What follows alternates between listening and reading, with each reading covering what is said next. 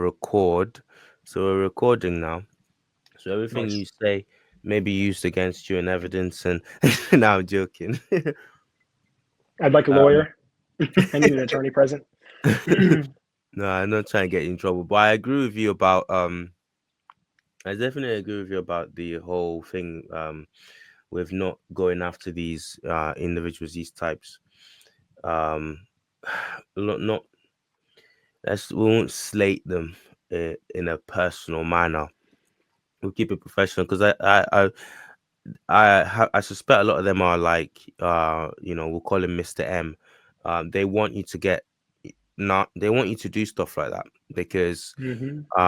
I'm sure they see channels like King's Monologue. I'm sure they see channels like that, and what they won't do is respond um until such a time as he slips up or he says something harsh or whatever. Then all of a sudden, poor guy like King Mono will get like a letter or an email saying take this video down. Is that's how these things operate. So Hmm. yeah, we have to be careful. We actually have to be careful. So that's wise. Yeah, That's it's wise. so disingenuous. It reminds me actually of um, Quelmica in one of his early um, back and forths with thou who shalt not be named, Mm-hmm. and instead of addressing any of the actual facts or information he brought out, this person just decided to single in on one thing they knew they could spin as offensive, Exactly. and that's just how they kind of avoid, you know, like a honest discourse. So, Excuse me. Exactly.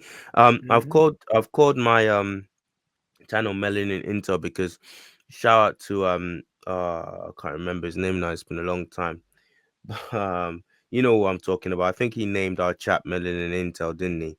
Or on Instagram, and it's a brilliant idea. I think it was just Intel generally to begin with, and I thought that was a good idea. So yeah, and I thought it was you know a good idea also because we wanna be gathering all this information up to do something with it. And as all the intel mm, agencies across the world do, that's what they do. They don't just gather intel for the sake of it. They gather it because so that they can use it for to nefarious ends. But we're not doing that here. You know, yeah, my thing is HQ, but really I'm True Black. So people who are listening to this back, me on the True Black channel, it's True Black, and my guest London, MMC, from previous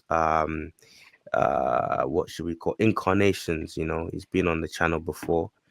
Very first opening debut video on the Melanie Intel channel is with the Great London MMC, so that can never be taken away. That's history. And this is Our Man in Havana report number one. Report number one. If you have not read Our Man in Havana before, it's a great book by a guy called Graham Greene. Um, and it's basically set in Cuba. And I thought, bro, everything's just falling into place. This is so apt. So I've got a book that I just finished called Arman in Havana. Got a channel called Melanin Intel where we're going to be collating and curating black black intel for the for positive uses. And I got a guy who's based in, I hope I can say this. If I can't, I edit it out post interview. You're based in Florida, where all the Havana types. So I think you got little Havana in Florida, haven't you? oh yeah, we do. Yes, we do. Down So in Tampa, Miami. right. So Hmm. Our Man in Havana is about for those who don't know, a British expat in Cuba. They don't name Fidel Castro, but he's the guy who won't be named, who's the dictator of Cuba in the novel. But this British expat just sells. He's just a vacuum cleaner salesman, and he gets tapped up by a British agent to kind of report anything he sees. But he's reluctant, but he takes it because he needs the money, and the pay is quite good. The British are willing to give anything for intel at the time in during that period in Cold War history. And this guy, he just takes it, but he doesn't know what to do. Like, he's not a spy. So what he does is he starts to invent sources. He just makes stuff. He just makes stuff up, and he sends it back. And the UK, with all their intelligence and everything, with all their acumen, they actually eat it all up. This guy's drawing like diagrams of vacuum cleaners, pretending it's like nuclear, nuclear armaments, nuclear warheads, and they're like, "Oh shoot! Oh no, we gotta get on." It's a great book. It's actually it's it's um it's so inventive in the plot, and the way it's executed is brilliant. So it's all just come together that we're doing this, and I just thought, oh great, London MMC will be our man in Havana, and again it's so apt Nice. because he's in Little Havana there in Florida. So yeah, man, bro, welcome to the show. Welcome to the first. We're just gonna shoot shoot the yes, as they say, and just chill.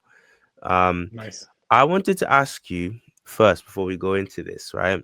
Let's get let's get intellectual before we really like take off our shoes. So I've been working on this thing, this video on genetics, and I've got my script that I've been writing, and I'm Mm. looking at it now, and I feel like if I don't, yeah, I mean, you've been sending me some stuff um in emails, inbox, and DMing me with stuff. Uh so I definitely agree. I need you to iron some things out for me. Um, I said in part of my script, I'm what I'm how I'm trying to explain this to the audience is that the first thing that's wrong with this 2025 paper on North African genetics from 7,000 years ago, the first thing I that raised my eyebrows was the fact that they said, and I'm going to quote now, when restricting the comparative groups to present day African and Near Eastern populations, we found that a group of individuals defined as Fulani A in a previous study, which includes individuals from relatively less admixed Fulani herders from 8 Sahelian countries, shows an increased genetic affinity to Takakori. This finding aligns with reference 38, which observed a non-sub-Saharan ancestry component in Fulani A, similar to that found in the Taforot and late Neolithic Moroccans.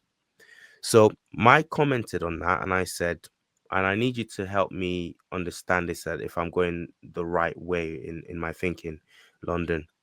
Um,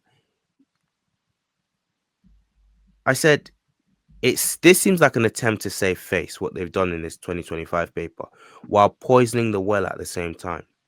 So almost as if to downplay the link between Black Africans and ancient Saharan populations, the article prefaces the Fulani group studied, okay, by another study as being admixed or having non-sub-Saharan ancestry.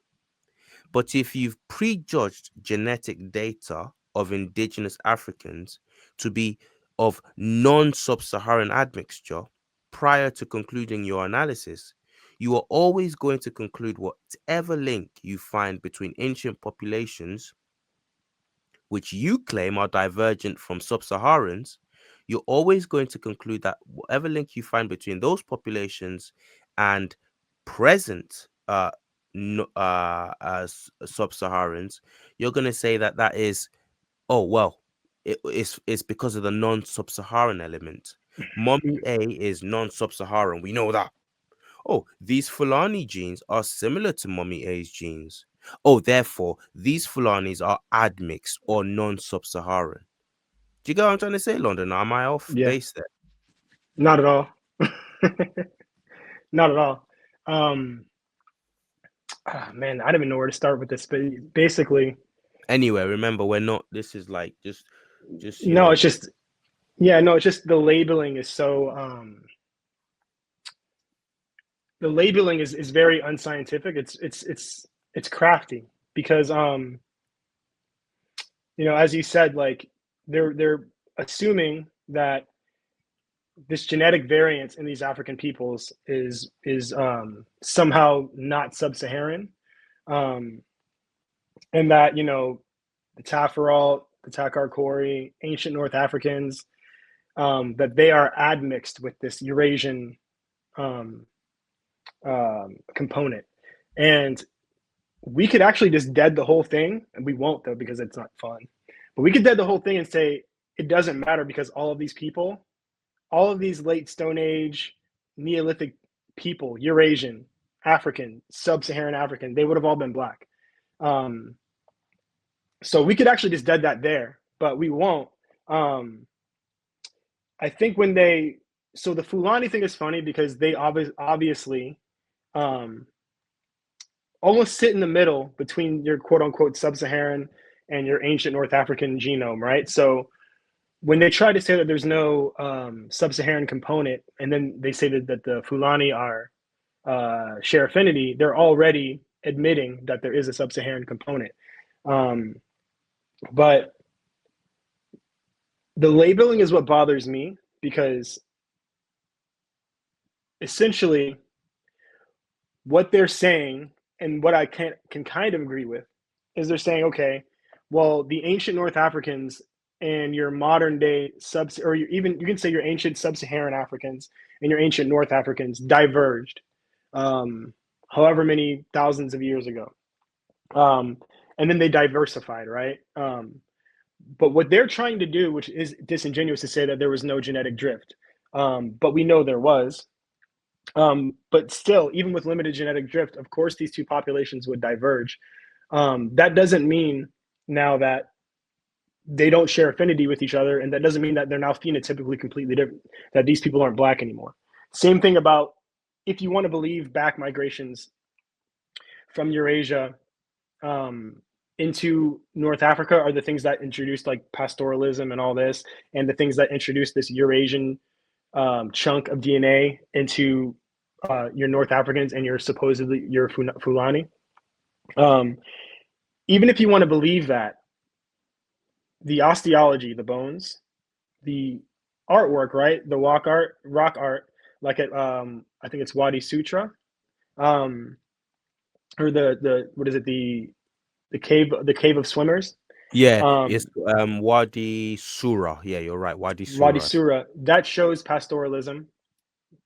That shows black people herding cattle, right? And that actually predates the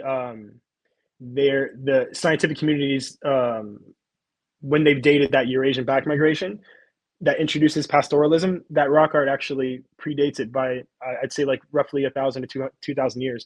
You'll notice that every like 10 years or so they're bumping up the date. They're saying it's less and less old, this rock art. They started by saying it was about 10,000 years old. Now they're trying to say it's like only 4,400 years old or something like that, 44,000 years old.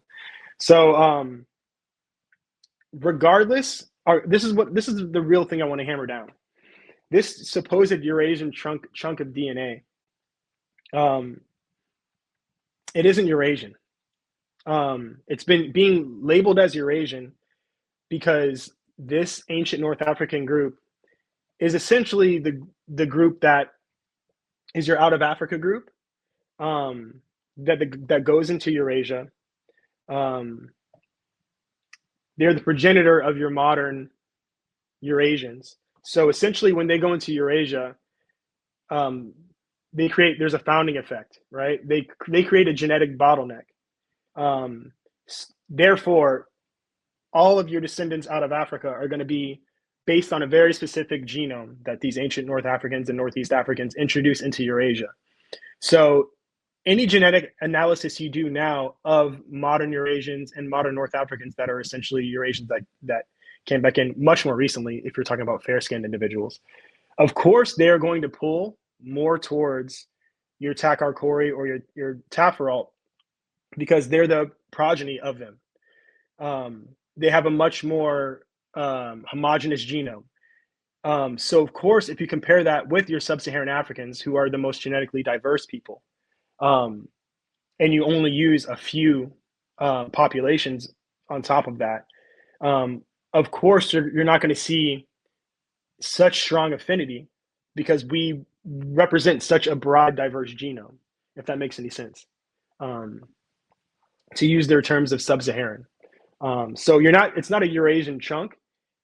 It's just the chunk. It's North Africans that went into Eurasia. It's their genome essentially, right? It's the divergence that they had.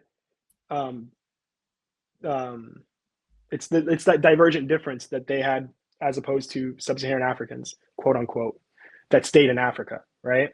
Um, that's what they're labeling as Eurasian now. But when ancient Africans cross into Eurasia and cross that imaginary line, they don't all like all of a sudden become non-African and non-black. You know what I mean? So, um, yeah, it's just crazy. Yeah, I'm I'm gonna do that every now and then just to give you, so that you know I'm listening. Um, but do you know what?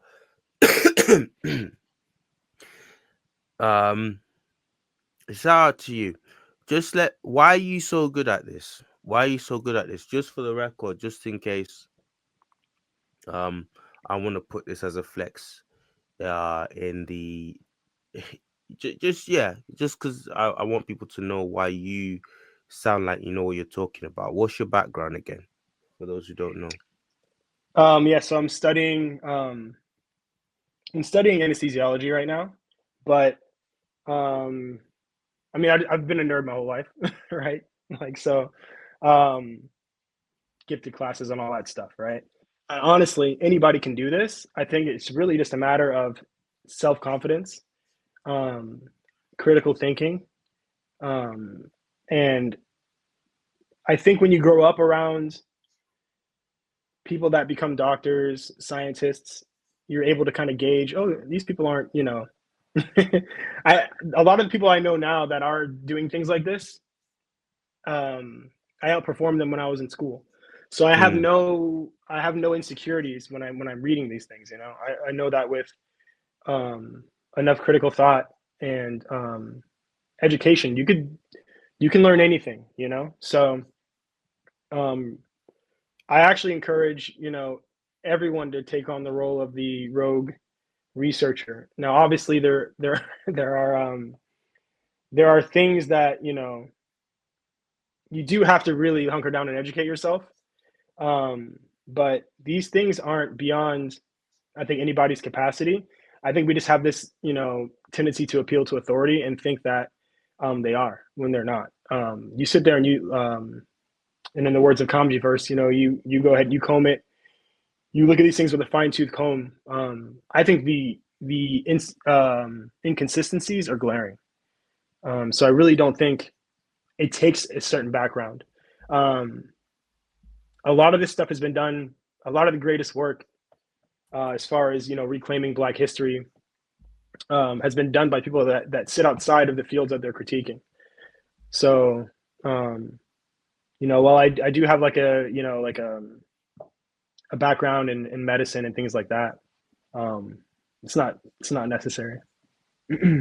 So, but I do plan on. I think I might pivot to genetics just because, um, one day, just to have the so people can't come at me when I do critique these things publicly. So yeah, yeah. yeah. In the supplementary data, um, regarding the supplementary data,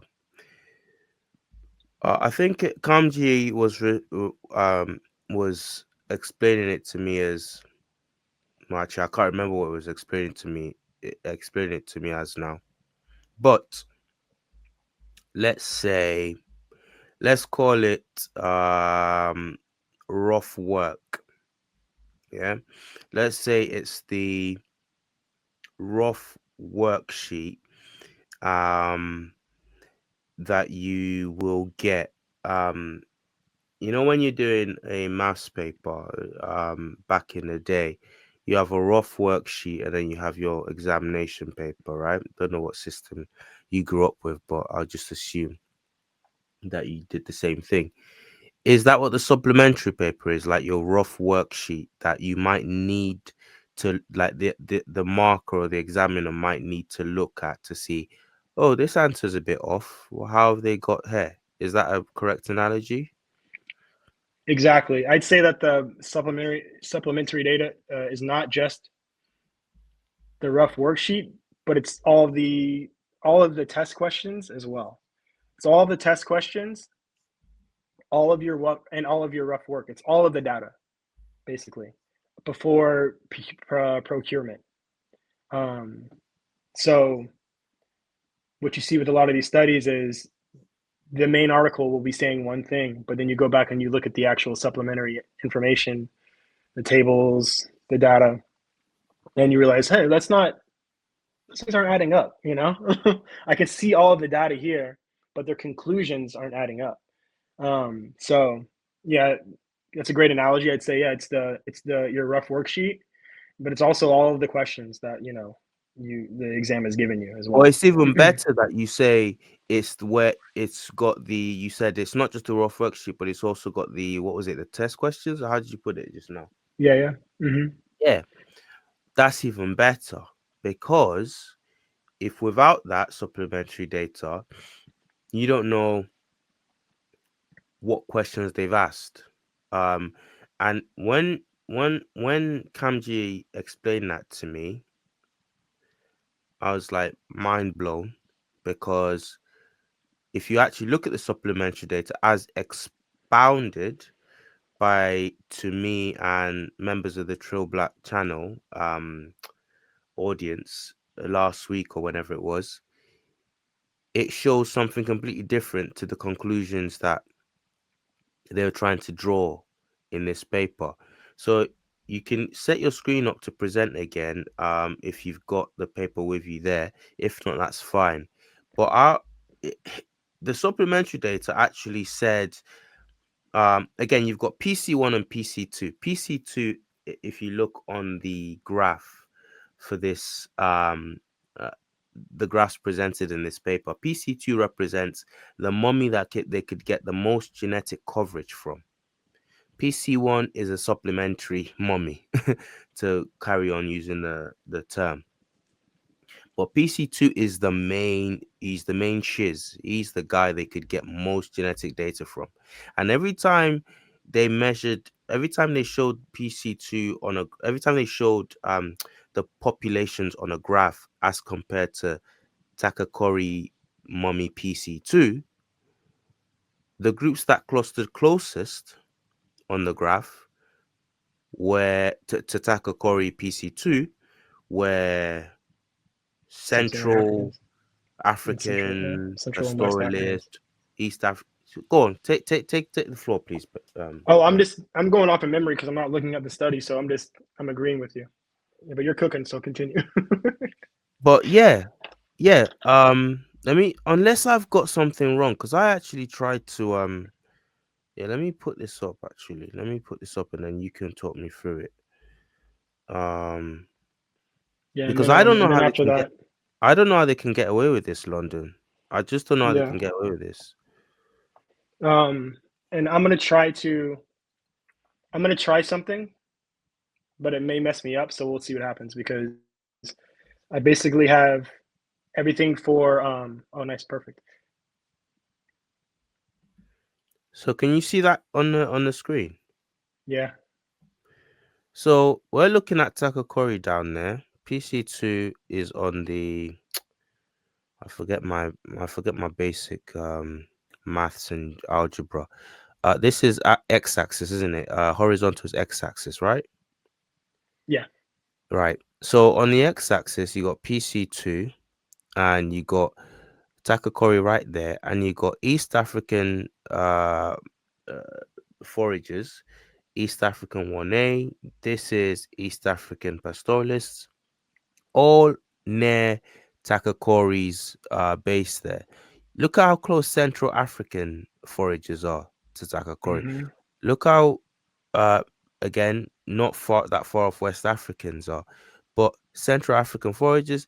Now I had to ask the question, how much more if they'd have done this as against Sahelian populations? But there's no data in the paper on Sahelian populations, Sahelian groups, Chadic people, Hmm. Zagawa, beri-beri. So I just want to know how they can get away with this. The same way they've been getting away with this in, I mean, this whole field because This is the Salem study, correct? Yes, this is now the Salem study, yeah, 2025. So yeah, this is just a continuation and a long line of what I believe to be somewhat fraudulent papers. Yeah, yeah, Um, that's good enough. Yeah, somewhat fraudulent, we'll say. We didn't say so fraudulent, we said somewhat. somewhat allegedly, and I Alleged. definitely keep the floor open for them to you know explain this, right? Um, so this is based on earlier studies like by Loosdrecht, Fragel, Stefania Vi. Um, this is like a paper in there's a long line of succession, and what you find is a lot of opposite conclusions being made, things going back and forth, but every time them being able to make broad like determinations with full chest about what these people are or what they aren't, um, without acknowledging the fact that, well, the last paper said something completely different, but they're totally okay with saying, oh yeah, these people aren't this, they're not sub-Saharan African, blah blah. But then the paper before that will say they are, and the one before that will say they aren't. So I just think it's okay for me if certain papers find different information or reach different conclusions. That's totally fine. But then to create this narrative around these things that the public will obviously we take up and we run with. That's what I don't like about a lot of these studies. And it's like I think they would know that that's what they're doing, because these aren't dumb people, right? I mean, I'd hope not. So it's more so for me the narrative around these things that they create. It's very unscientific to me. Um, so I'm going to try to share my screen now, and I'm going to Okay, walk you through some of the earlier papers that lead up to this. okay. Um, So you're sharing your screen. If we have that feedback sound thing again, I'll let you know, but I'll share it for now and then. so Um, I have to switch tabs like that's Windows, fine. right? But my Yeah, StreamYard is yeah, it's a tab in this window. So I'm gonna try to switch it over, and hopefully that won't mess things up. So I'm just gonna open a okay. new window. Let me know when you're ready, yeah? Okay. So new window. Let me go to. I'm gonna start with actually the Natufian stuff because that'll we're bringing it back. Mm. We're starting with my man Lazaritis or Lazaritis, however you say it. And let me try to Yeah, I would say move this. Lazaridis. Yeah, let me try to move this tab. It's probably where Move to Lazarus tab comes group. from. Move Lazarus, to Lazaridis. Natufians.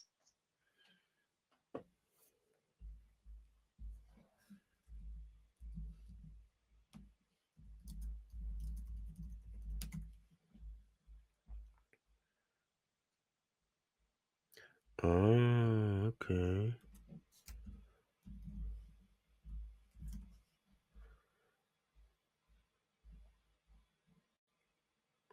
Right, it is. It is, yeah. If in doubt. Yeah. Lazaridis, surname, Greek origin, derived from the name Lazarus, corresponds to the biblical name Lazarus, which when you look into it, says God has helped, is derived from the Hebrew name Eliezer, which means God has helped. Very interesting.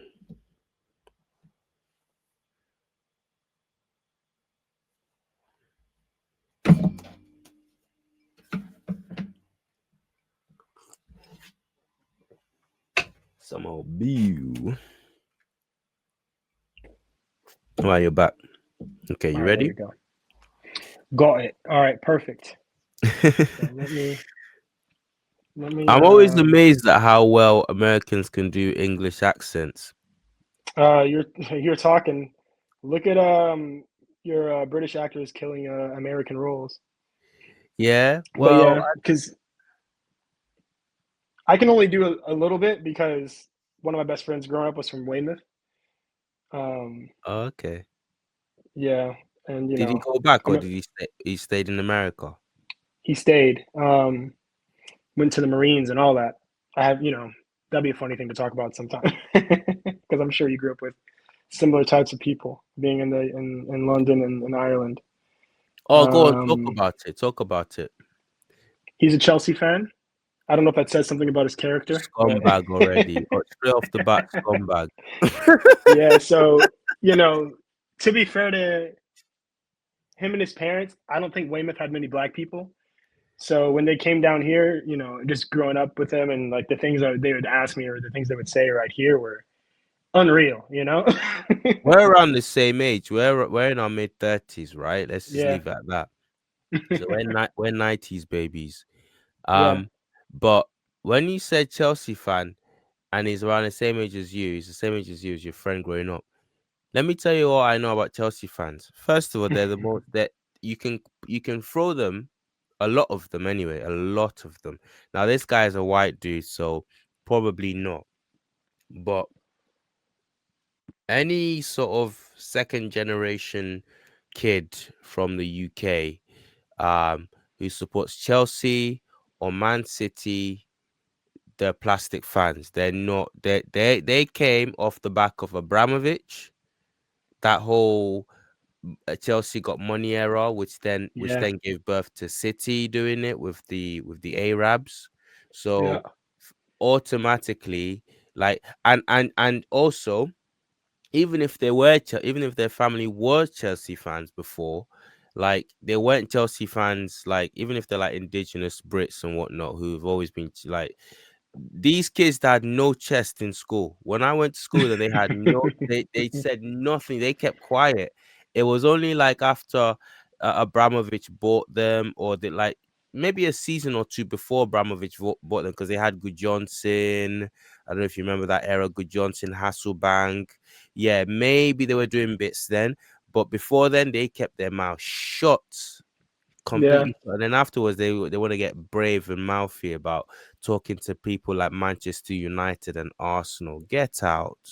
Unreal. Yeah, the only thing I liked about Chelsea was Drogba. So Oh no, you've got bro. Drogba is in my top 10 of not strikers, footballers of all time. That guy, I didn't appreciate him at the time because he played same, for Chelsea, and I'm a United same. fan. Blah blah blah. But when because he played for Chelsea at the time, I hated him so much. But looking back, I gave him his flowers when they won the Champions League. Do you remember that? Do you remember that final? Yeah, yeah, That was when I had to say, "Oh, go on, then." You know. yeah. What a player! And they hated it. Like that's the funny thing too. I wonder how that must be such an inner conflict that a lot of them face. And I think England in general is going through this now. Hmm. In the it's like there's this inner conflict because there's still so much overt and covert arsenal, Hmm. but at the same time, a lot of their favorite clubs, a lot of them are being led by black players. Yep. Um, so it's funny the dichotomy. It must, it's just very interesting. Though something's a brewing, you know. But you So say, listen, I know we're digressing majorly, so sorry, but I just want to say, this is you see it now. You see it now. It's like people want to talk about this as if it doesn't exist, but it definitely exists. It's like how can Bukayo Saka is one of the most creative players in wearing an yeah, England shirt that I've seen since let's be honest, since Michael Owen era. Shout out to Michael Owen. This isn't about race. If you're good, you're good. These people want to talk about DEI. We don't care. I don't care. yeah, Michael Owen was a great. He's a yeah, legend of the game. And when he was young at his peak, he was one of the best players to do it. Now, Bukayo Saka though rocks up on the scene and he's bombing it down the wings. He's cutting in. He's scoring some bangers, doing it for Arsenal, and he's like enlivened England. And in the last World Cup and the last tournaments, he did it as well. He really put some life into England. But these people out here will put on like a spread for Harry Kane for scoring a penalty. When yeah, Bukayo Saka in the same match was yeah, ripping was doing Maradona type skills and everything. He'll put Harry Kane will score a penalty and that will be all you see. Like, come on. It's unreal, man. The and what I love, obviously I'm an Arsenal fan, so I'm biased, but I'm not, right? This is just objective. He's one of the most intelligent players. And I think that's actually his greatest attribute. Because he's obviously not the flashiest, he's not the fastest. He is really strong, especially for his size, but Yeah. it's really his intelligence, it's his decision making. Since he was a youth, since he was playing left back for us, I've never seen a player always make the right decision. Mm, And I truly think it's because of his complexion. He's never given flowers for that. It's always no. something else. Yeah, yeah. It's Um speed. it's something, yeah, and it's like it's just he's one of the most intelligent players. And yeah, the English sports media is out of control. Like Eze scores a screamer and they're asking him about the Foden pass. It's just the most basic pass, by the way. Um, Bro. didn't they do something like a year or two ago, like with Saka on the spread, and they put the title was like Black Ice or something? Yeah, oh, of course, we can forget that. But they tried to gaslight us on that as well, bro. They tried to gaslight us here in the UK. They were like, you had the usual suspect. I used to listen to Talk Sport, but out of a protest now, I don't actually listen to that channel anymore. I do Nice. not put them on They're because horrible. they're disgraceful. They've got this guy, what's his name? It's not Jim White, it's this blonde guy Mm-mm. who used to own like who used to Oh, own the guy with the glasses, the really posh dude. He no, might has he not have got glass? glasses, but is he like super posh? No, he's got this bleached Graham blonde something. hair, Mm. and he owned like some kind of I don't Didn't know he own a what he club for a owned, little like bit? a corner shop or something. He they Uh, went bankrupt. He owned like some kind of cheapo business, and that's his claim to fame. And I think off of the back of that, he bought like a League 2 team. And so he sits on there pontificating, talking rubbish. But they recently showed their true colors because recently I don't know if you know how much of what's going on in the UK. Bro, this is meant to be just a chill chat anyway, so don't worry. We're gonna get back to what we're talking about. oh yeah, I'm Um chilling. No, um I talk about so football all like day. so this I'm in guy was America. what's his name, man? Let me see. Talk Sport. See, I'm looking up the guy I'm talking about, but I can't find him. But he drives Oh, me right, crazy. right. I think he used to own a club, Yes. but he like this guy, dude. What is his name? Jeez, I don't even want to give them the search um, Oh no, just hits, that's okay. but I'm doing That's it. okay. I already did it. Um, Oh no. King is actually live right now. I couldn't have picked the worst time. yeah, right. Sorry, King. But Right. good thing is at least we're not live, so Yeah, yeah, people don't have yeah. to choose. But, I guess That's the only downside is we're missing the live. yeah, yeah. Because it looked like it was gonna be a That good one. man, bro, he's been putting in some work, huh? He has been. He has been. His And the whole second and third trip. channels. Yeah, I know. I'm like, I bro, know. I love I it, but know. I'm like, he's putting in some work. This guy, Simon Jordan. That's it. Thank you, Simon Jordan. Thank you. I swear. That guy, man. He was recently talking because Gary Neville came out. Gary Neville came out and he said, about a month ago now. He said, "Look, we have to unite against Nigel Farage and Nigel Farage is our version of Donald Trump. He's like he's trying to tap into the whole Trump thing. I don't know if you've seen him there in the States. He goes over a lot and he stands with Trump and he says, "Oh, we stand with you." And he tries to be the token Brit there because he knows you guys lot the racist no, I said it Yeah, now.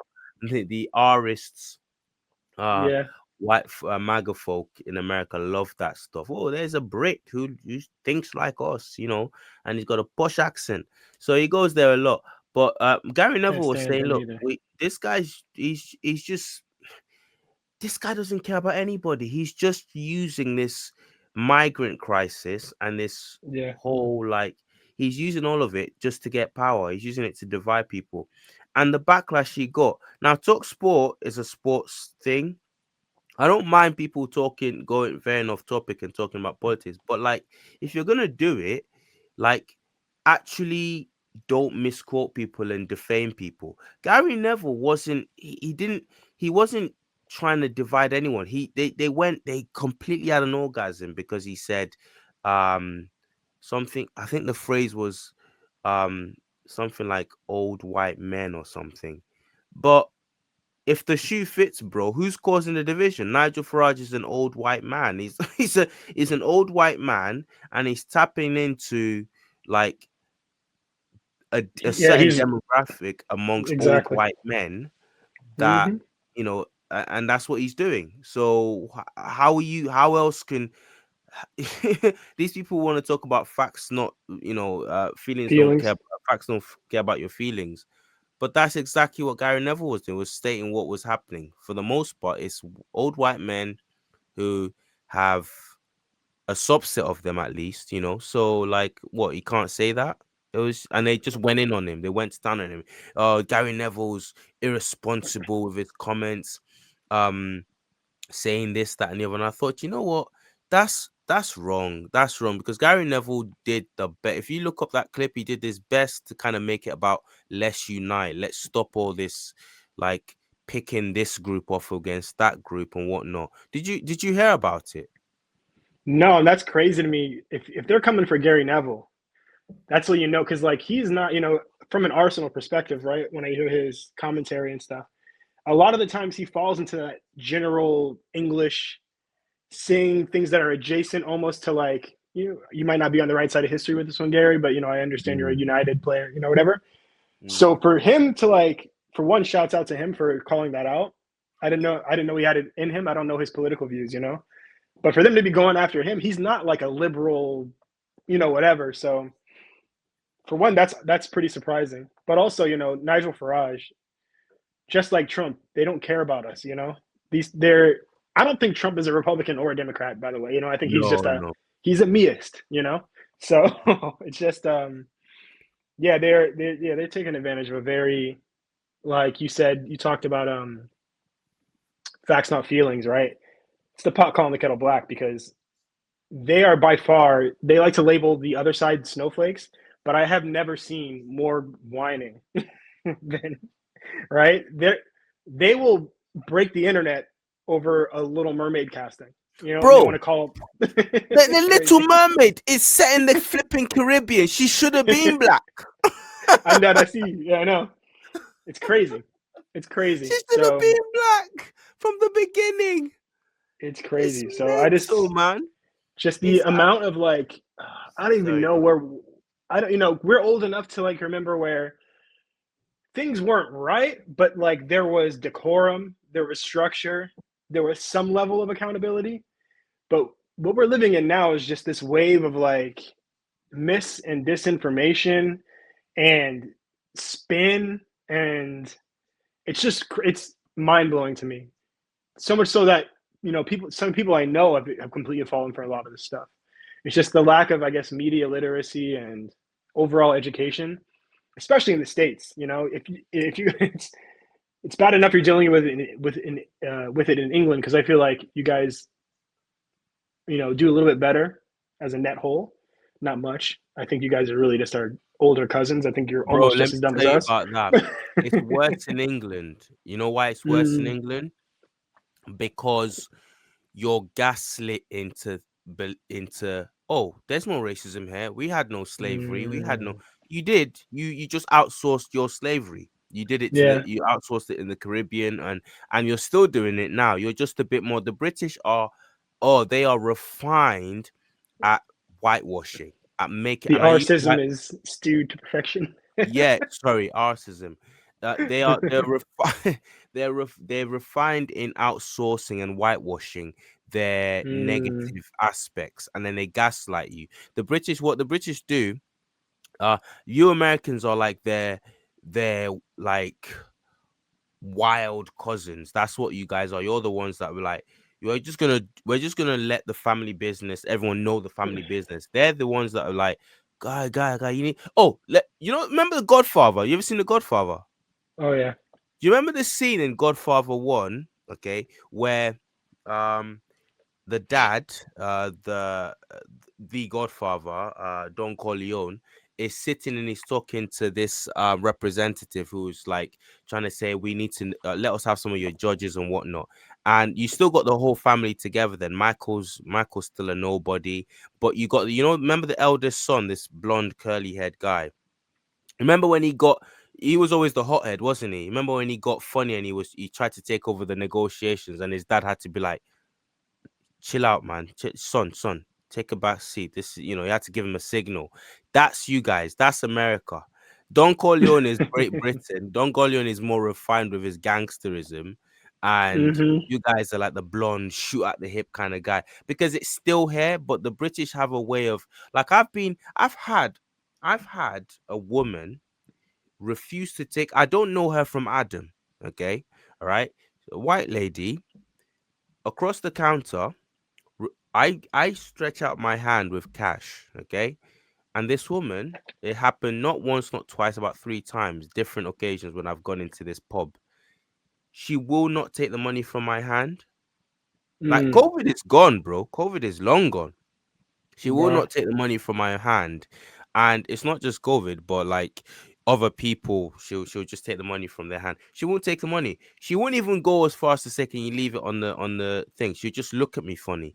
And then I have to work out, oh, she won't take the money from my hand. So I put it on the counter and she takes the cash from me. And I'm like, what? It came to a point where I had to say something, but when I said something, it was like I said, do you know what? Let me just go and get someone because I was in the place with some other white folk. I was like, let me just get someone with the right complexion. Yeah, maybe you treat them properly. And then I went and this wasn't her this time. This was like her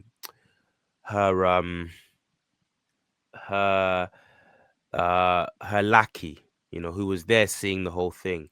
And I had to say to her, I said, look, I'll go and get someone who you probably treat a bit with more dignity.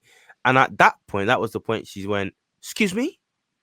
Oh, you should have seen it. Reverse racism. They love it when they're like they can say, "Oh, you're being reverse racist. Oh, how dare you say that?" It's like Mm-hmm.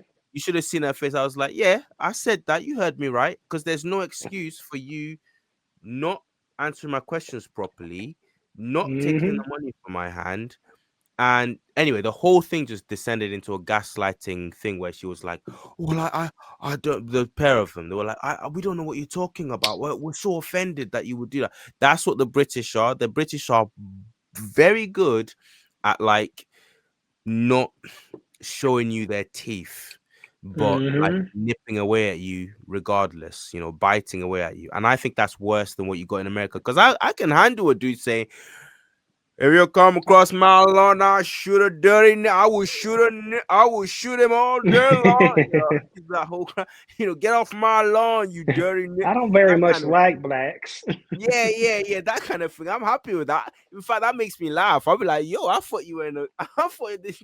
I thought these cats only existed in movies. No, they don't. You No, know, yeah, no. British people love being race. Or I'm sorry, sorry, just dropped my pen. it it don't matter. Brit- It don't matter. British, You British can say folks what you want. I love don't being care. word. They they love being arsist, but they hate being called arsist. And I was Yeah. actually just listening to like one of King's on his like I think his 90th or his 100th channel the other day. I was listening to King. I think he was uh, reacting to like a Piers Morgan interview. They're gonna be started on Piers, right? But he was basically saying, in England, being arsist is saying the N word. So you know that's what they will say it is. So as long Yeah, as you yeah. don't say the N word, you're not being. Until you say that, you're not racist. Yeah. And that's what you dealt with that lady. As soon as you called her out, she had no problem being that, right? But as soon as you like addressed it, then all of a sudden, and to be fair, we get a mixture here because it's funny because in the South you think it's Come all closer overt. to the mic. Come closer to the mic. Can you hear me? Well, I have it on my AirPods, so Okay. if anything, Something. I'll just switch to my laptop thing. Let me know It, if it's it, it went a bit muffled. okay. Let me know if it happens again, and I'll just switch to my laptop It's speakers. not as good as it was before. So if you can you switch quickly? Sorry. Yeah, no worries. Let me turn off. Yeah, it's still even muffled now.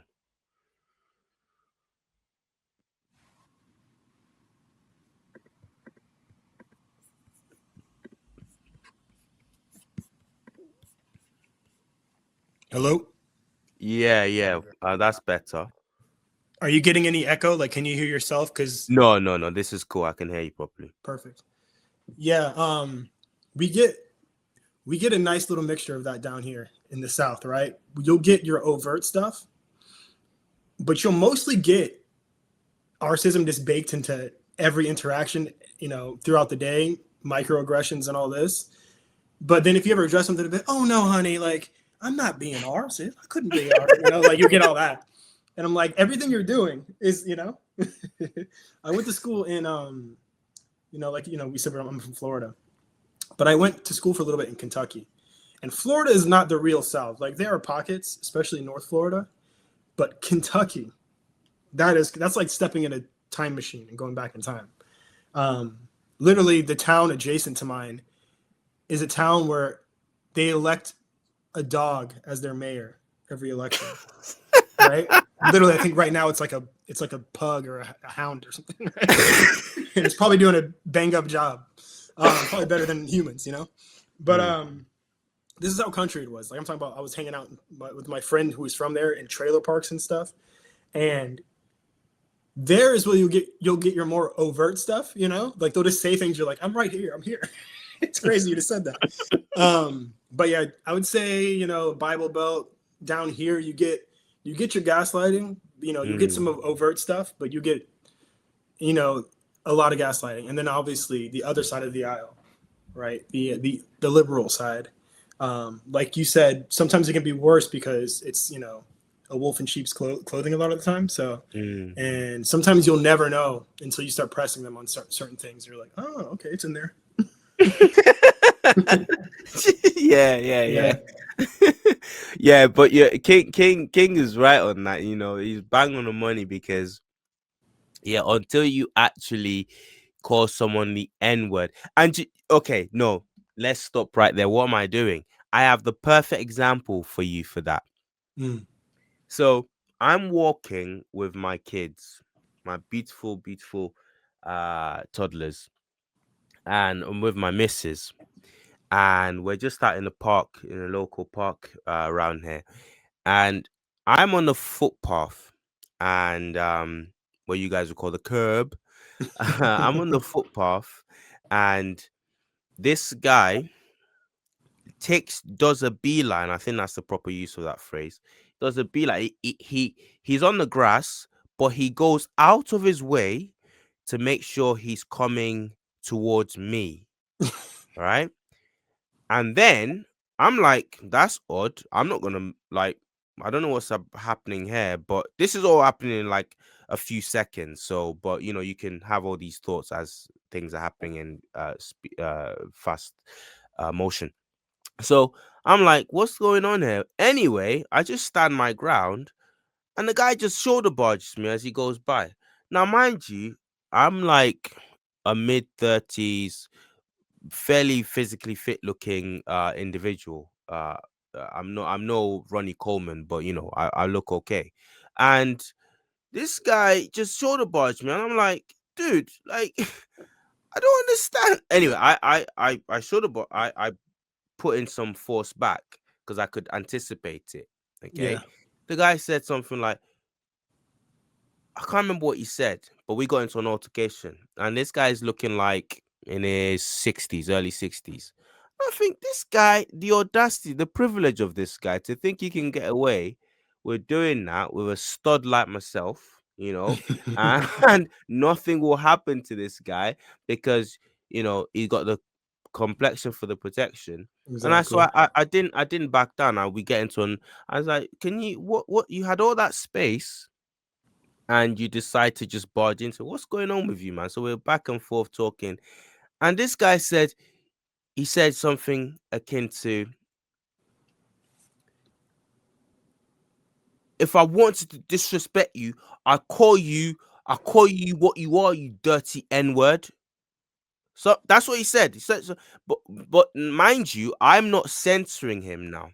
This guy said to me, N-word. He didn't say n, you know. He actually said verbatim, SIC, okay, in quotes, N-word.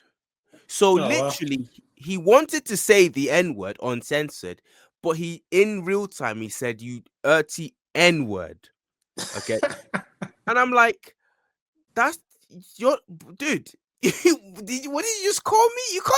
You can't get. So I said, are you for real? Like, you just gonna what the flip? So I go up to him, I walk up to him, I bow up to him, and I made a mistake of actually like making physical contact with him. I didn't punch him or anything. I just came, we were face to face.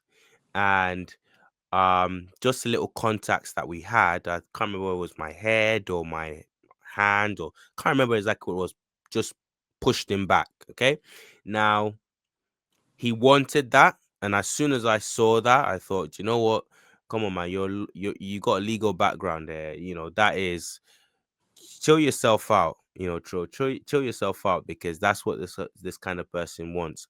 So I cooled myself down and I walked away from the situation. But I just recall that story to say this guy thought, I did accuse him. I said, so you're just gonna be like casually racist and just say the N-word? And he's like, I wasn't racist. I wasn't racist. If I wanted to be racist, I would have said the word. I'm like, dude, you said you do. That's what. So literally, what you just said, what King said, happened to me. Where he thinks he's not racist because he's not actually said "ni," but he like. If you got a problem with someone, why does it descend to saying you N-word? Why would you do that? It's almost worse because he basically made you say it because Yeah, exactly. he put the word in your head. And you're like, wait. Some comedian said that, something like it's almost worse to. I think it was Louis C.K. He said, "Why do you say the N-word? Because now you're getting away with not saying it, but you're making everyone who's listening to you say it in their head." But that story is perfect. That like perfectly encapsulates everything we're talking about, the privilege, right? Like he knows he can do that, shoulder barge someone who can clearly like wipe the floor with him. He knows he can do that and get away with it, right? It reminds me of that recent case with that cop. You seen that where he shoulder barges the football player I saw that. Texas A&M South Carolina game. Shoulder barges two football players, bro, who could just literally one of those guys could have like picked him up and thrown him into the bleachers. You know what I mean?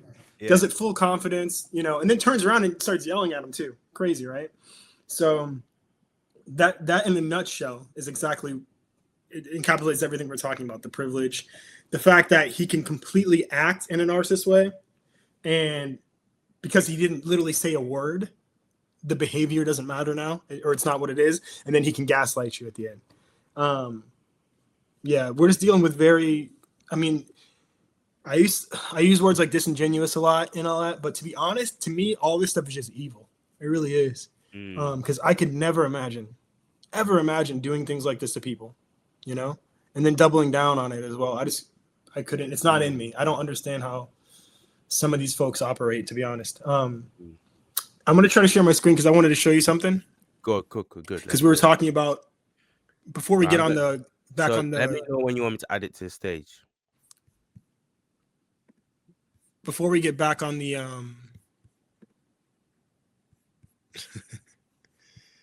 on the Green Sahara thing, we were talking about like these images. Should I add it? Yeah, go ahead and add it.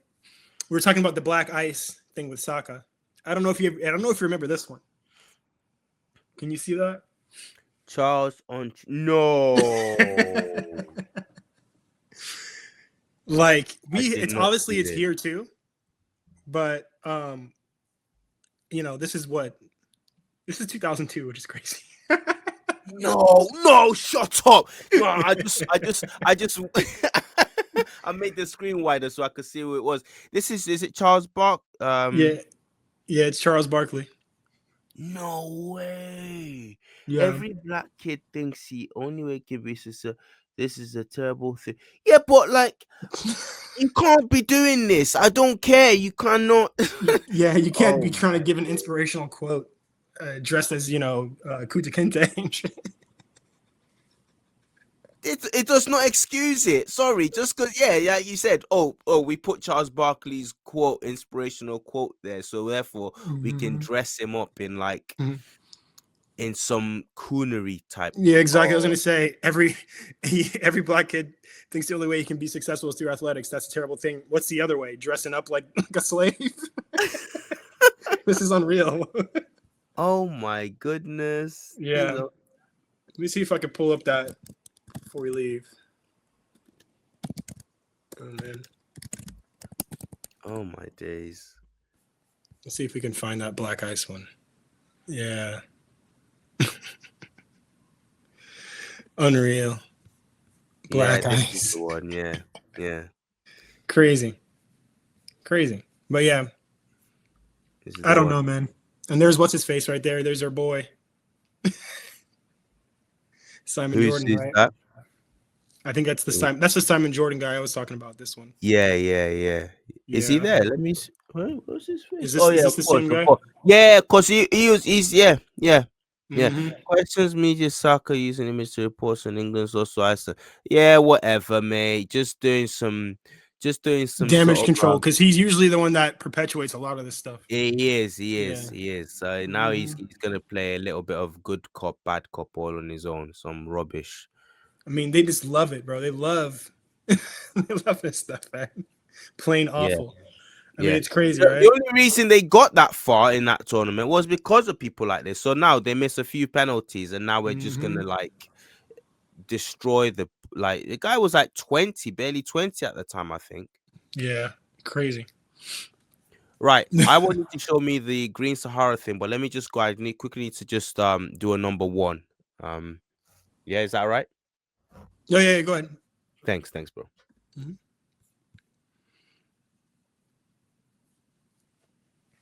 I'm gonna turn my fan off.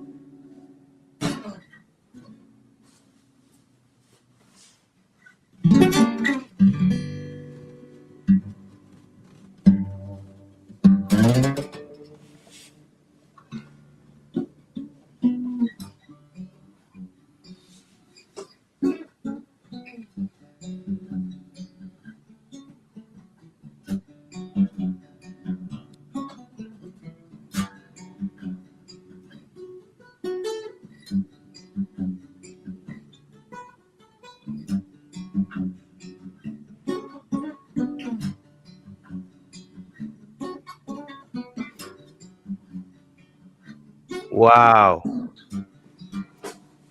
Yo. Is that you? Yeah. Play us something quickly, bro. Sorry. That was No, no. sick. If you're comfortable to. Yeah, no worries.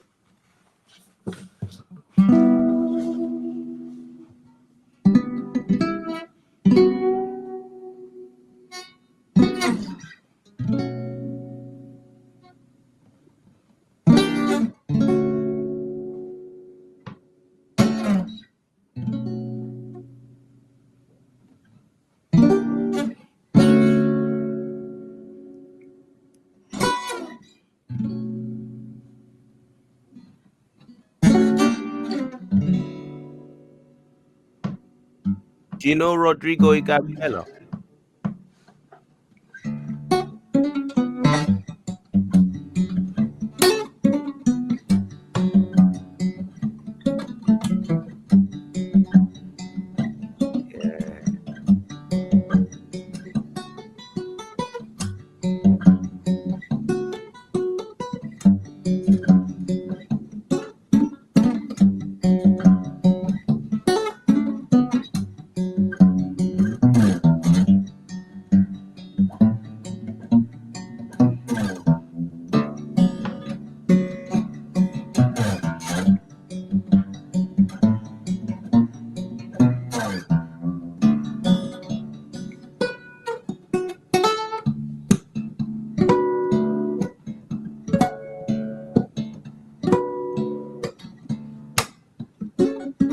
That's actually King Cruel.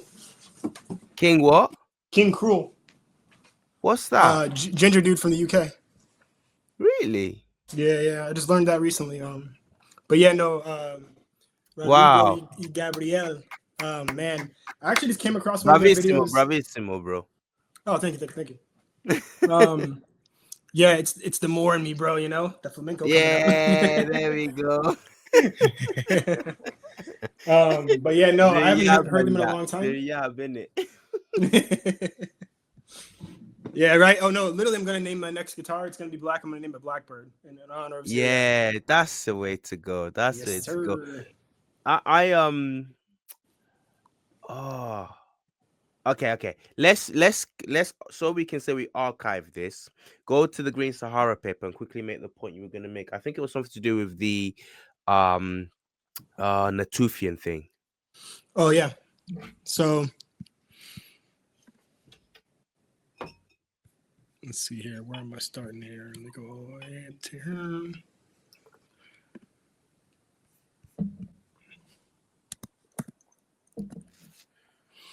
All right, yeah. So this is the initial Lazaridis study that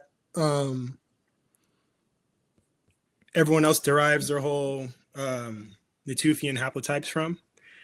And earlier we were actually talking about, to piggyback on something from before, we were talking about the supplementary information. And a prime example of that is actually here in his study, in his main article. He doesn't talk about skin pigmentation or anything like that, right? But he ran the SNP analysis.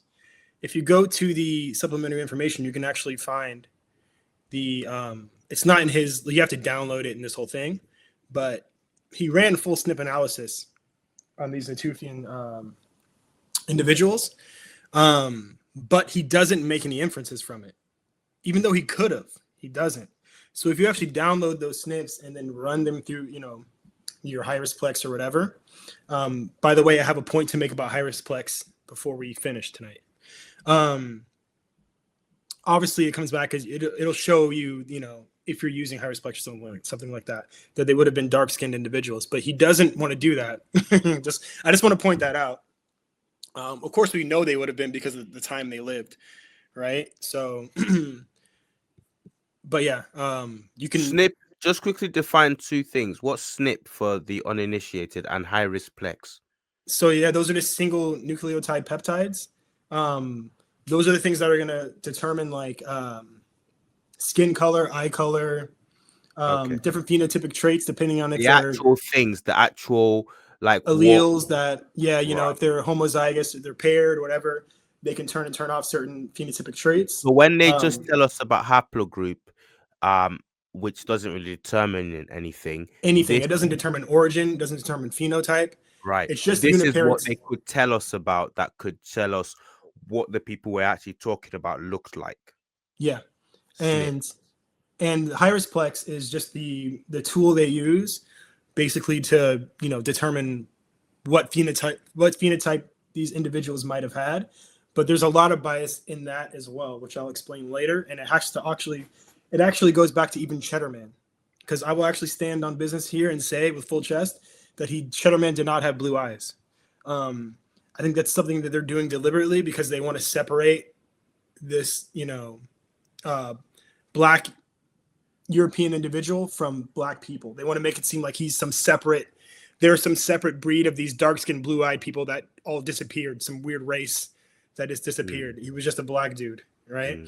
But it's in the way they use Hirasplex and things like this, these incorrectly. It ties into why they say there's a epidemic of vitamin D deficiency in blacks.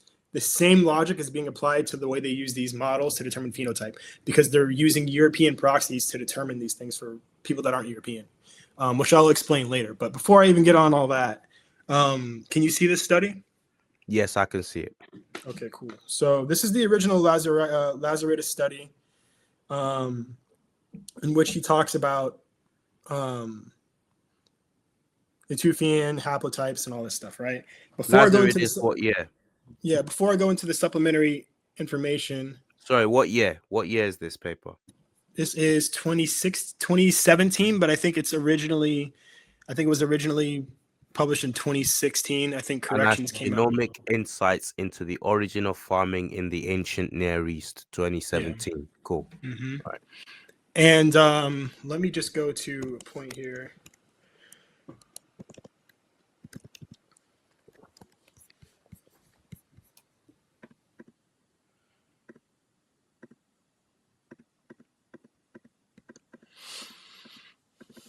Let's see here. Where are you?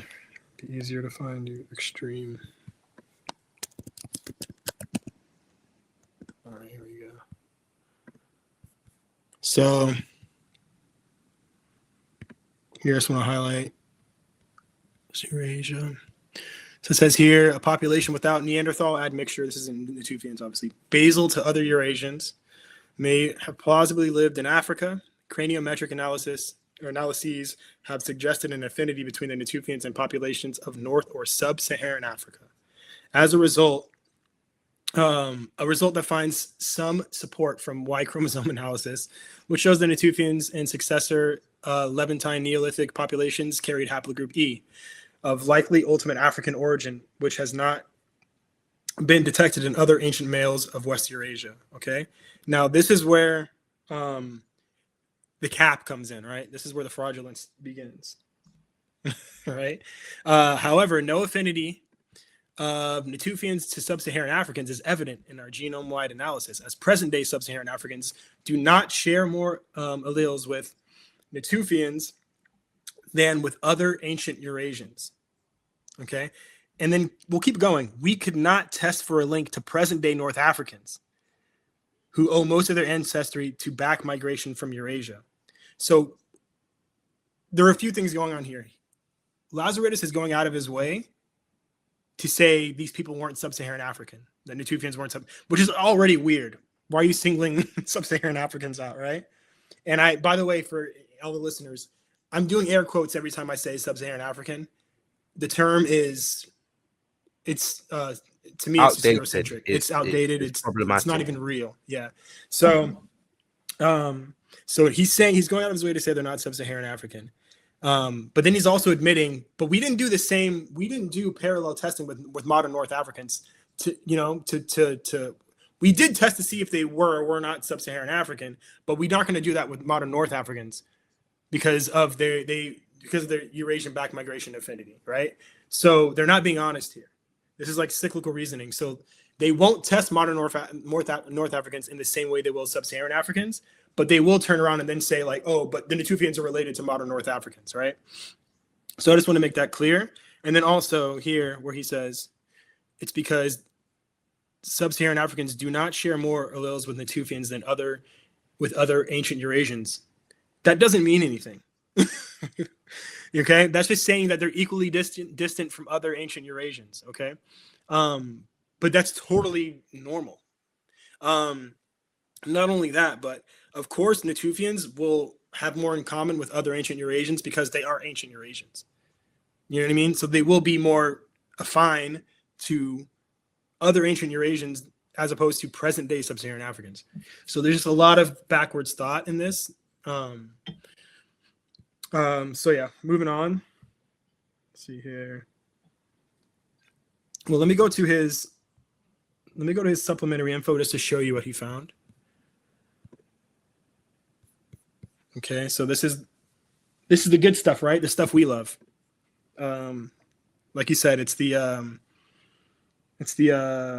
rough show your work paper here. Let's see here, 6, 50, 58. Let's go. 50. All right, so this is where you're getting all your haplotype calls. All right, so by the way, you notice here, Armenia, Iran, and here's the Levant. All right, so here are your Natufians. PP and NB, that is also, let me see what the group that is because they're also relevant. Oh, yeah, they're pre-pottery Neolithic B.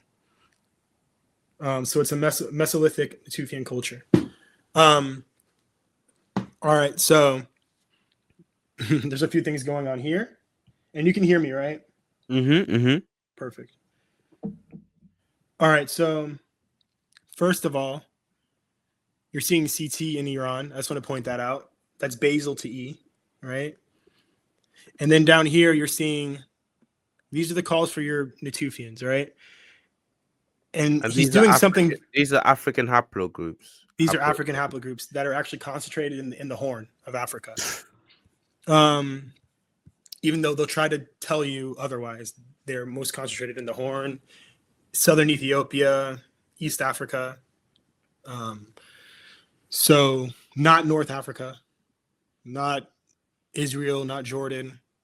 They're their highest frequency in Africa.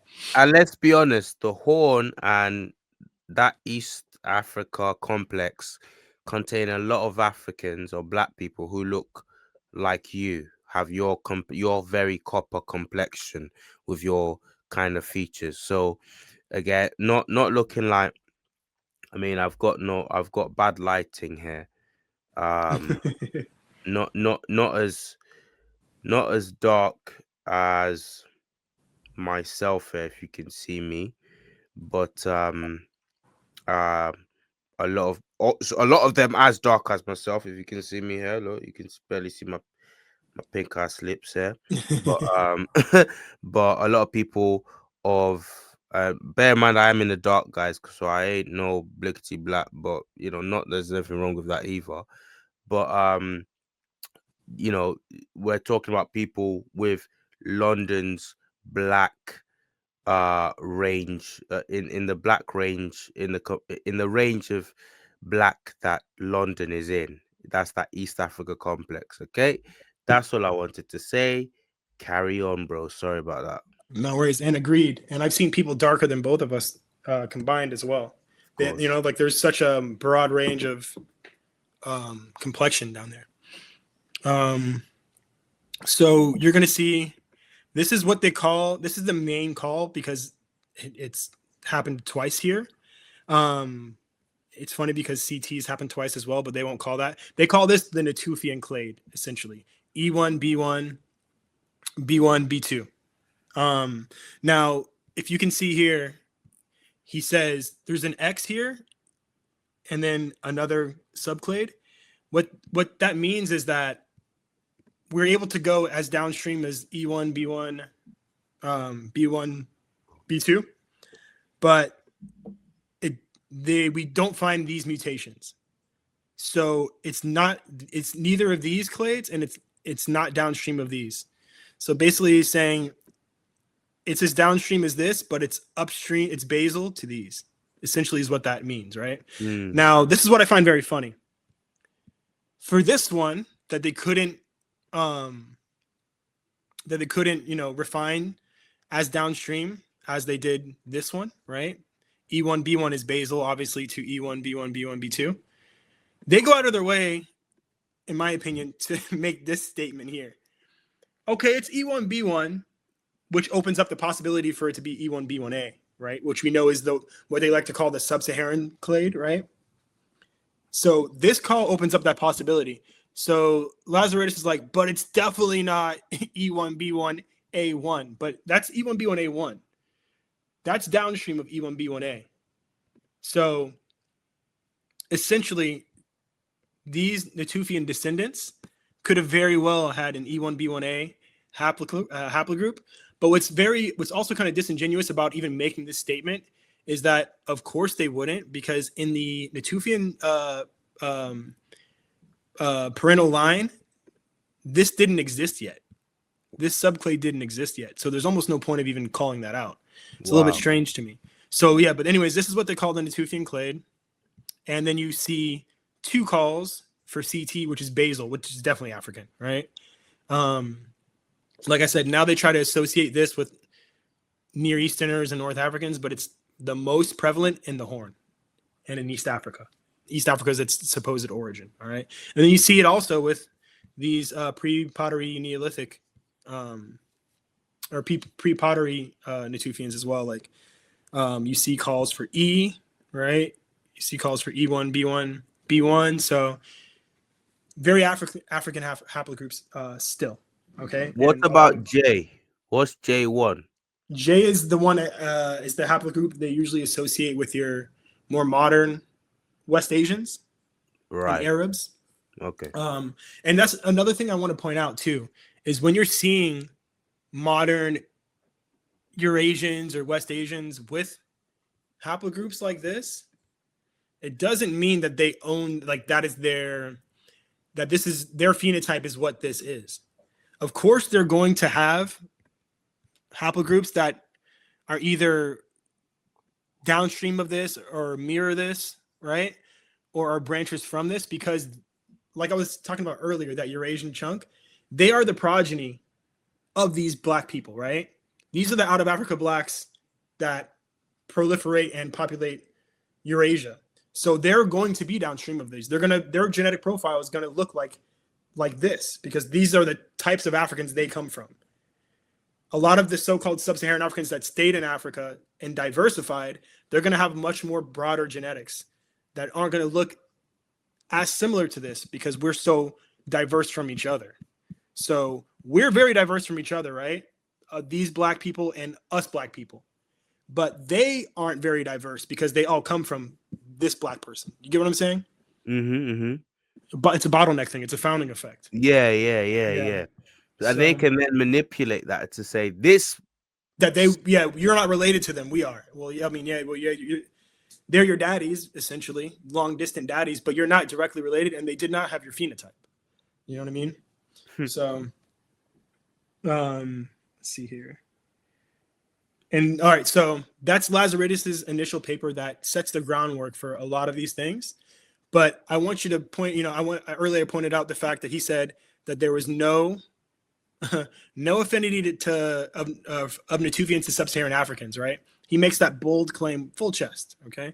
So now we're moving on to a study by Daniel Schreiner. Reanalysis of the whole genome sequence data from 279 ancient Eurasians reveals substantial ancestral heterogeneity, right? So what Schreiner does is he's reanalyzing Lazaridis's work, okay? So this is just funny. Reanalysis provides evidence, right? And a sub-Saharan African component in Natufians. So essentially, he reanalyzed Lazaridis and he found a sub-Saharan African component. Okay, so it's just funny to me that they make these statements, they make these bold statements, right? But subsequent studies will find things that are, that contradict, right? Previously, no significant sharing of ancestral components with sub-Saharan African populations was found to accompany the presence of these black, I call them black groups, okay? They're not even haplogroups, they're black groups. Found to accompany the presence of Y haplogroup E1B1 B1 B2, Lazaridis, blah, blah, blah, blah, blah, blah. It's presently common among Berbers in North Africa, okay? Let's see here, ancestry shared by Omotic. Okay, here we go. Ancestry shared by Omotic speaking peoples is found predominantly in present-day southern Ethiopia and is associated with haplogroup E, thus revealing a plausible source. So he found, if I can, I think it's 6.8. Yeah. So with a lot of these studies, there's always, they give you the truth and a lie, right? So Lazaridis says there's no sub-Saharan African. Schreiner comes along and says, oh, I found some. I found a 6.8, or I believe it was, 6.8 Omotic. Let me make sure I find that so I give you the right thing.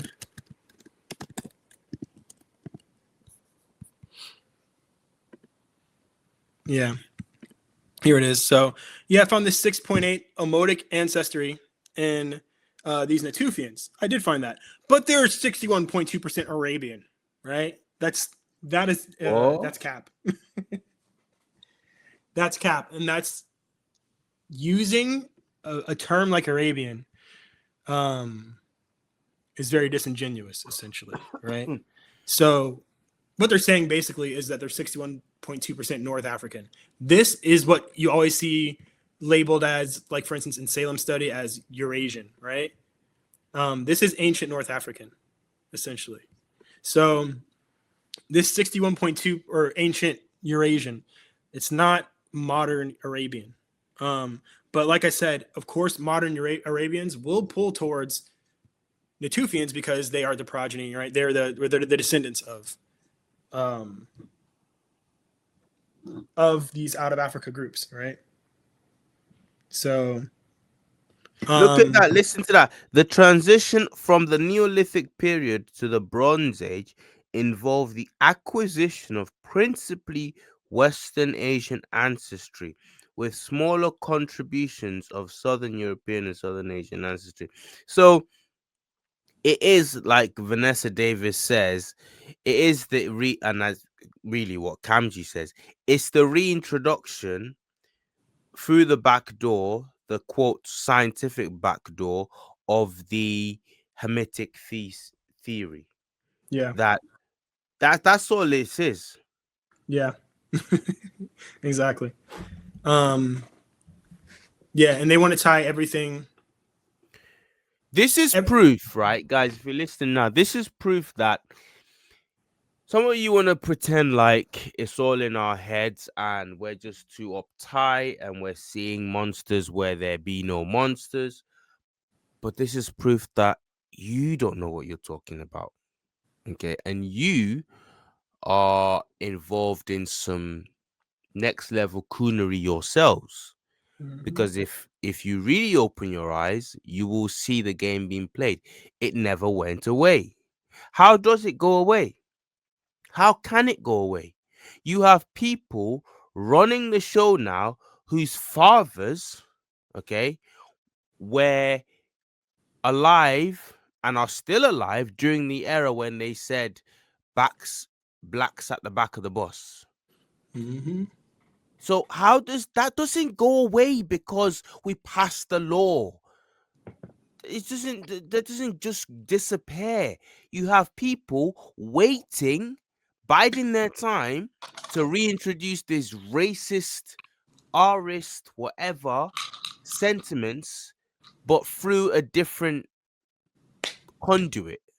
And the conduit now is genetics and science.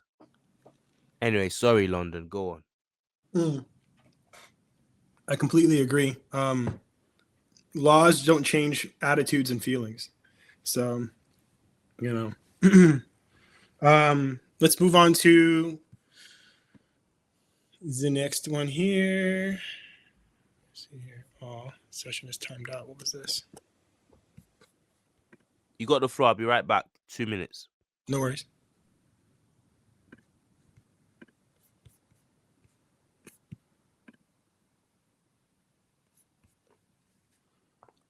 All right, so here we're going to go over the where these Natufian haplogroups are prevalent, right? Because we just went over Lazaridis and his assessment, right? He talked about E1, B1, B1, B2, right? So we're going to talk about that haplogroup and its closest clades and where they are found. So here, within haplogroup EM35, we resolved all the previously known polytomies and assigned the EM35 chromosomes to 5 new different clades, all belonging to a newly identified subhaplogroup, EV1515, which accounts for almost half of the EM35 chromosomes in the Horn of Africa. Okay.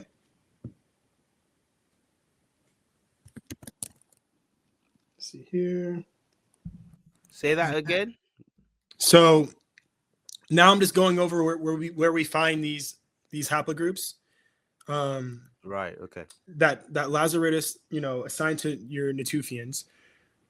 Let's now go over where we see them the most, where they're the most, where their frequency is the highest, right, or where they occur in the highest volumes, right? So, so in this study by Chambetta, here in the abstract, we have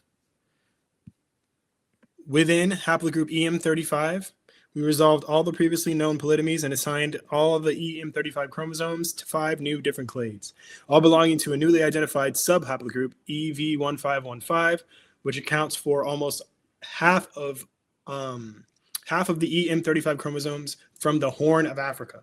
All right, so you're seeing an African source here for these haplogroups. Okay, let's see here.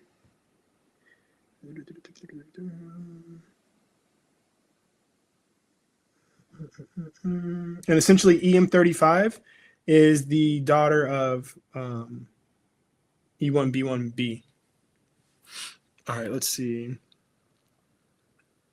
In the study, 40.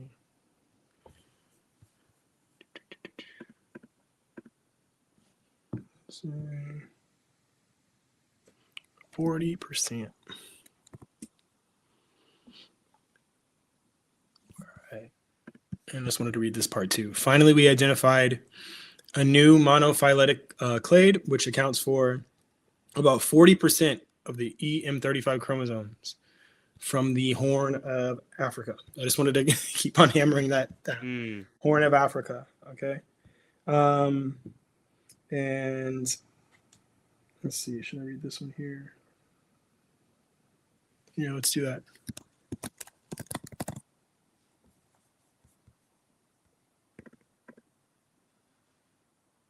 This is let's just go to. Let's go to our discussion. Okay. All right, and let's read this part here. All right. Our phylogeographic analysis slightly favors an Eastern African origin for EM35. We found a new clade, V1515 mutation, which originated and differentiated in Eastern Africa and expanded southward in recent times as a single terminal clade, EM293. Posterior probability of 0.92 supports a central Western African origin for haplogroup M2. Within this haplogroup, a shift in location assignment from Western Africa to Eastern Africa was observed along the lineage, leading to a cluster of 3 U209 samples defined by a V2 580 mutation. So I just wanted to, show you these multiple African sources, origins, etc. Let's move on.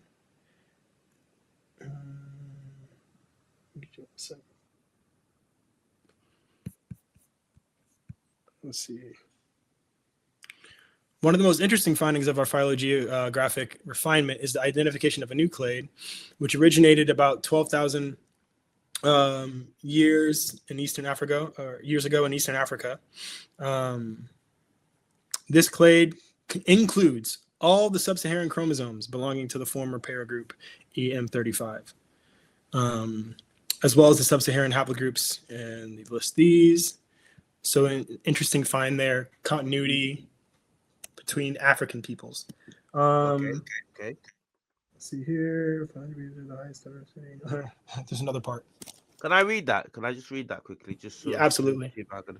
One of the most interesting findings of our phylogeographic refinement is the identification of a new clade, EV1515, which originated about 12 Ka, 95% CT in East Africa, where it is currently mainly distributed. This clade includes all the sub-Saharan chromosomes belonging to the former paragroup EM35, as well as all the sub-Saharan haplogroups EV42, EM293, etc., reported as EM35 basal clades in a previous phylogeny. That's all. I'll just stop there. Okay, just wanted to make sure I took that in myself. Yeah, and that new clade, that where is it? I think it's EV15 or 1515. That is the sister clade of the what they've termed the Natufian clade. They sit next to each other. Which one? This new clade that they found here that they were talking about. Which one's that? This clade include EV1515. Mm-hmm. So that they say originated in Eastern Africa, but that includes all the sub-Saharan chromosomes belonging to yeah. They're phylogenetic sisters. They sit next to each other. So right. And it gets a little funnier here. It keeps on getting blacker essentially. So I'm just gonna keep on reading this part. We observed the highest frequency and diversity. By the way, diversity is what they use to determine if like a certain haplogroup is assigned to a certain group, or they give it a different letter or whatever. It's diversity, right? So for instance, since Africa has such broad genetic diversity, these very bottlenecked populations, they usually represent very distinct diversification of a very distinct line, right? So then they'll be like, oh well, you see these people are they're so genetically diverse, within this one clade there's so much diversification, we're going to assign it to these people, right? But so even that being said, we observe the highest frequency and diversity of this haplogroup in the northern part of the Horn of Africa, present-day Eritrea and northern Ethiopia, where the majority of the deepest EV1515 subhaplogroups and paragroups were found. In the southern part of the Horn, southern Ethiopia, Somalia, I know black, and northern Kenya, haplogroup EV1515 is almost exclusively represented by subhaplogroup EV1486. Further in the south, in southern Kenya and southern Africa, a single EV1486 terminal clade known as EM293 was found. This phylogeographic pattern is strongly suggestive of human movements from the northern part of the Horn to the Ethiopian Kenyan borders between 12,000 years ago and 3.5 thousand years ago. So black people actually do move around, even though they'd have you believe otherwise. All right, let's keep it moving. Just going to show you another one here. All right. Y chromosomal evidence of a pastoralist migration through Tanzania to southern Africa. Here, we report a newly discovered Y chromosome specific polymorphism that defines haplogroup E3B1F M293. And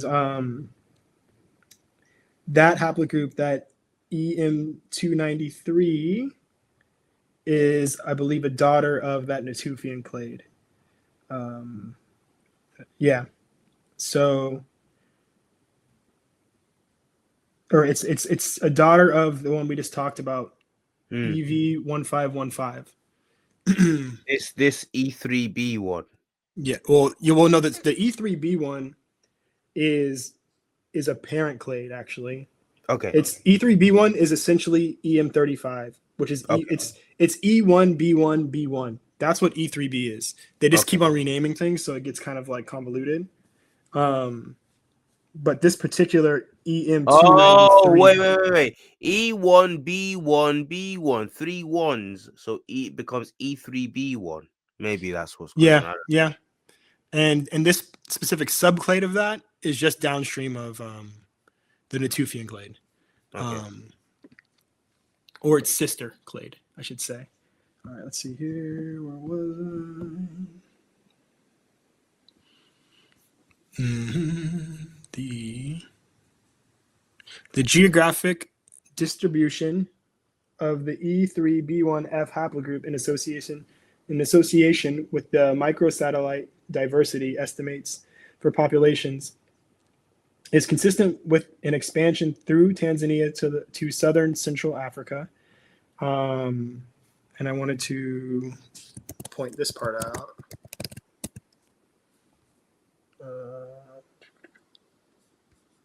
Let's see, where did you go?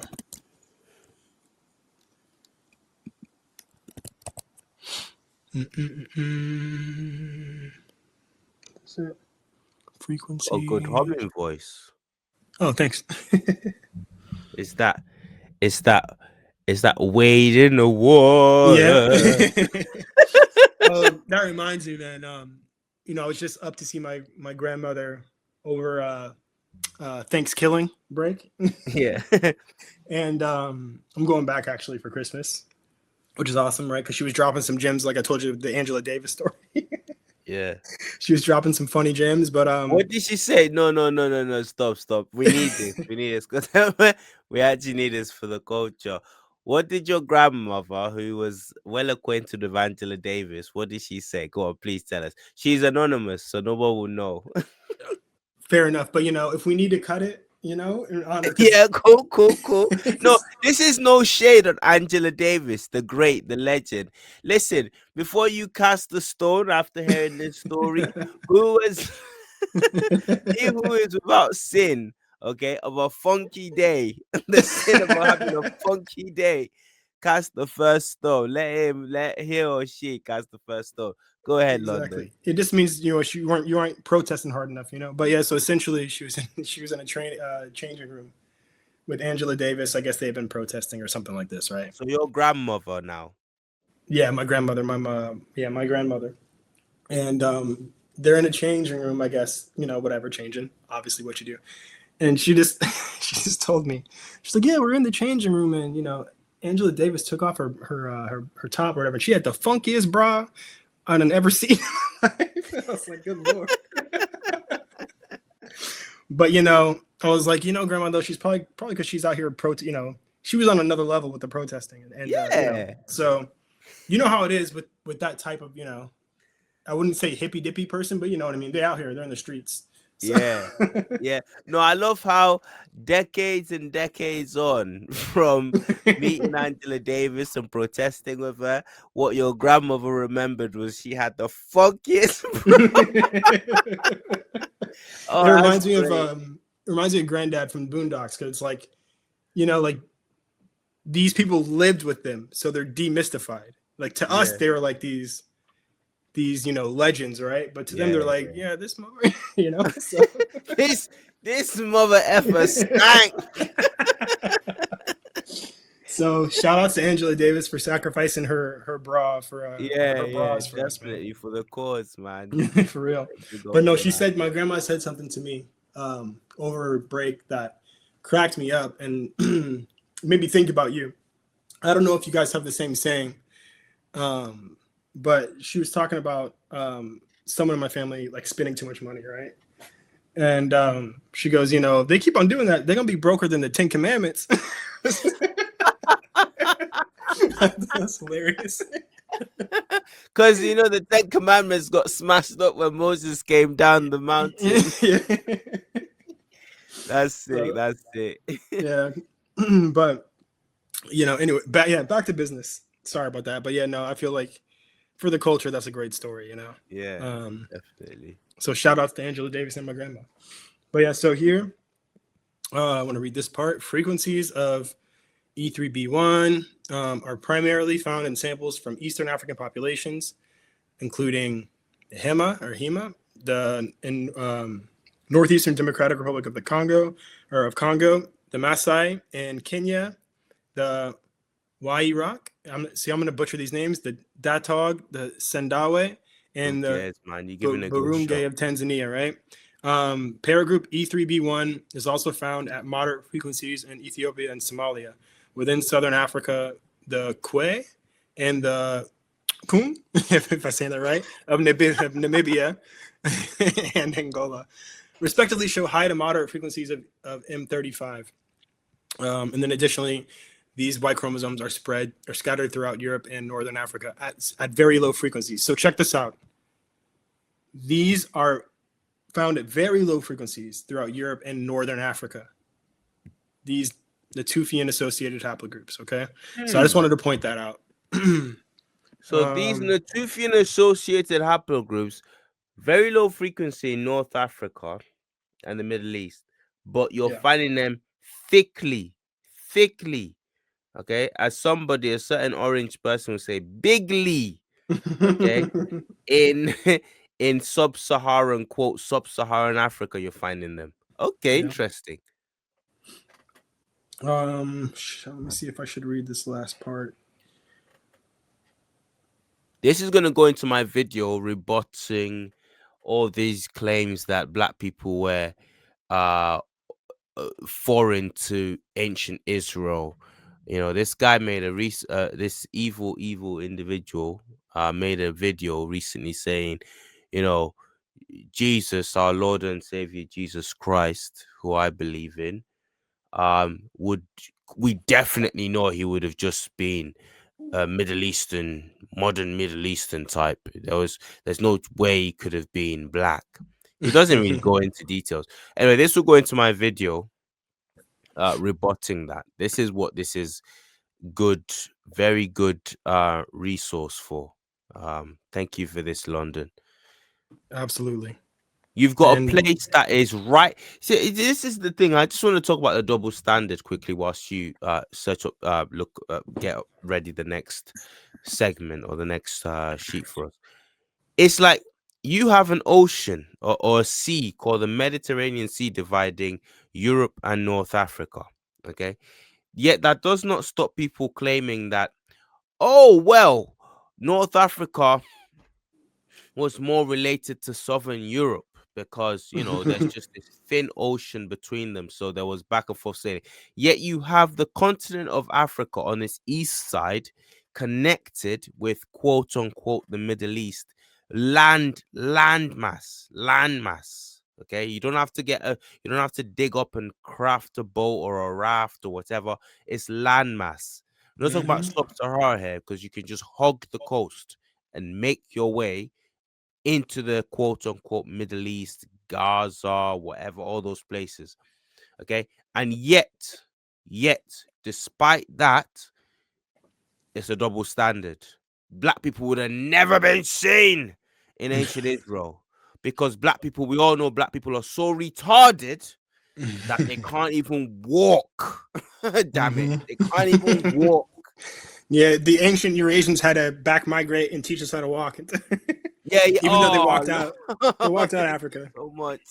No, thank you so much, Lana. Lana, can you repeat that again? Yeah, no, the due to the ancient Eurasian back migrations introduced walking to the African continent. Even though we walked out of it, right? Yeah, We must have forgot when we got to Eurasia or something, and yeah, yeah. they taught us, and they came back and let us know how to do it. Incredible. And even after that, there was minimal walking. We were we were stuck in sub-Saharan Africa. Yeah, yeah. The Bantus lost the art of walking. They needed the Caucasians. Ridiculous. So, you know, here, Cruciani, something like that. So this is the phylogeographic analysis of haplogroup E3b within and out of Africa. Okay. So they analyze a bunch of individuals from 5 continents, and they refine the phylogeny of this haplogroup E3b. And I just want to point out again. Let's go back to this page. So E3b gives rise to E3b1, and E3b1 gives rise to E1b1 b1b, and E1b1 b1b gives rise to your Natufian associated haplogroup. But mind you, it wasn't just E1b1 b1 b2 that was found. They also found E1b1. I think it was E1b1 or E1b1 b1 as well. So it's like it doesn't have to be as downstream as that clade. They found CT. They found E1b1. I think it was B. Let me just clarify. Yeah. E1b1 was also found in one of the Natufians. So they found CT. Instead of Lazaridis just celebrating this and saying, wow, this is not what we expected, but it shows that this landmass was seeded and in the very least had a more diverse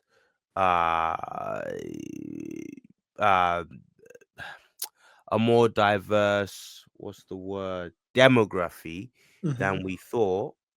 Then instead of doing that, it's a case of, well, this is because really black people were white people.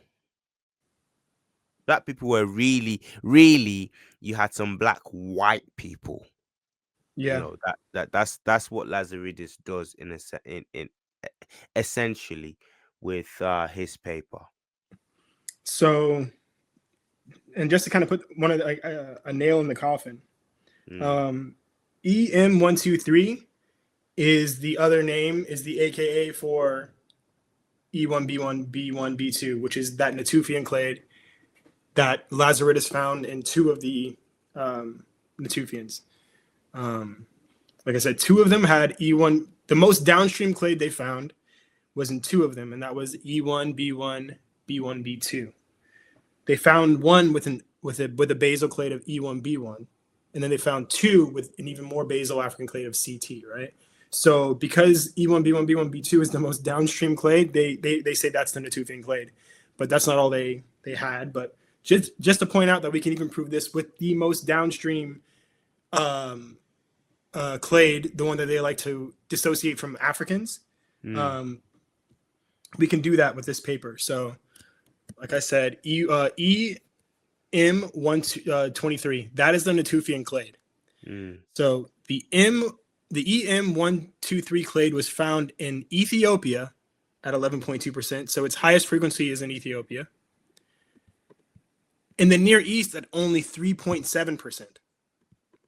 In Europe at 1.7%. And in Northern Africa at 0.9%. Okay? Get the flip out of here, man.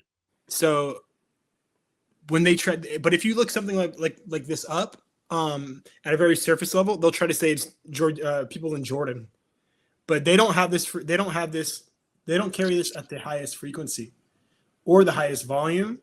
It's just they're the most homogenous for it, meaning that This like is outright fraud now. This is mhm, outright fraud.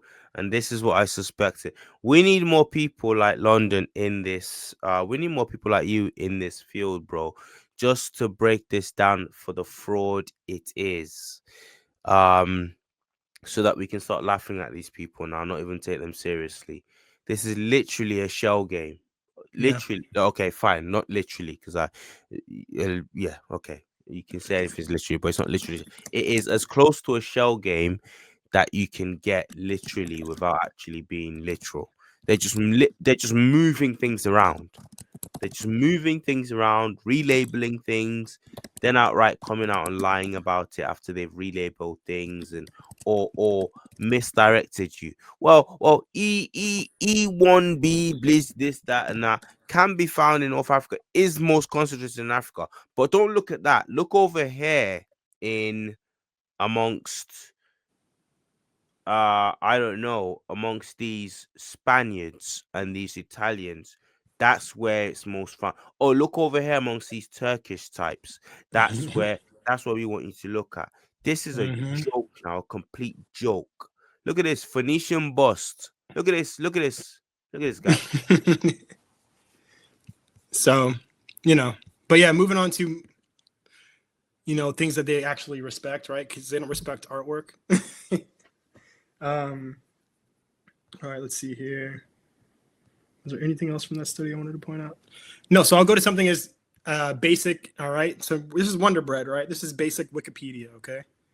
Carry on, bro. I'll be right back. Just carry on. Perfect. All right, so EM215 or E1B1B, right? Remember, this was found in one of the Natufians. This exact clade, formerly known as E3B, is a major human Y chromosome DNA group. EM215 or E1B1B, one of the Natufian groups, has two basal branches, EM35, which we talked about earlier, and EM281. EM35 is primarily distributed in North Africa. Now, we talked about how it's really the Horn of Africa, and it occurs at moderate frequencies, okay, moderate in the Middle East, Europe, and Southern Africa, at a low frequency in EM281 at a low frequency in Ethiopia. The origins of it, East Africa. We just went over Cruciani's study. According to Lazaridis, Natufian skeletal remains from the ancient Levant predominantly carried E1B1B. One of the five Natufian specimens belonged to the more downstream E1B1, B1, B2. But E1B1 was also found. Also, CT was found.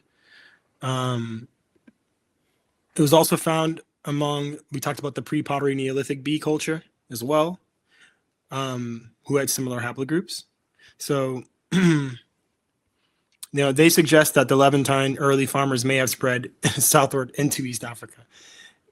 Isn't all the evidence showing the opposite? Anyways, possible place of origin, East Africa. But then they're going to be like, the science suggests that they spread into East Africa, bringing with it. It's just like, okay. So, place of origin for this haplogroup, whatever, is Africa. Mm-hmm. But we're going to say the scientists suggest that the Levantine early farmers may have spread southward into East Africa, bringing along Western Eurasian ancestral components, blah, blah, blah. And they're saying that they might not have expressly said it there, but elsewhere they'll use that to say farming, cultivating the earth field, spread from outsiders, Eurasians, to Africans. Yet Africans themselves. So why would we leave at the time what was the most like lush agricultural friendly places on earth without having cultivated the art of agriculture first, and then wait to go out and then have another group completely different to us, okay, that brand stuff from us, whatever, come back and teach us Yeah. like how to farm. Like, I don't understand. Wouldn't you? Wouldn't? What do you get? What I'm trying to. Do you know what I'm trying Yeah. to ask, London? That's Yeah. just like stupid, beyond stupid, bro. Let's leave this to the side for now. Unless you Mm. got, unless you got something that's burning that you want to do, or Um. say. Yeah. Well, there is more stuff, but we can split it up. We don't have to cover it all now. Okay, cool, Yeah. cool, cool. Because I wanted to talk to you about much more than this.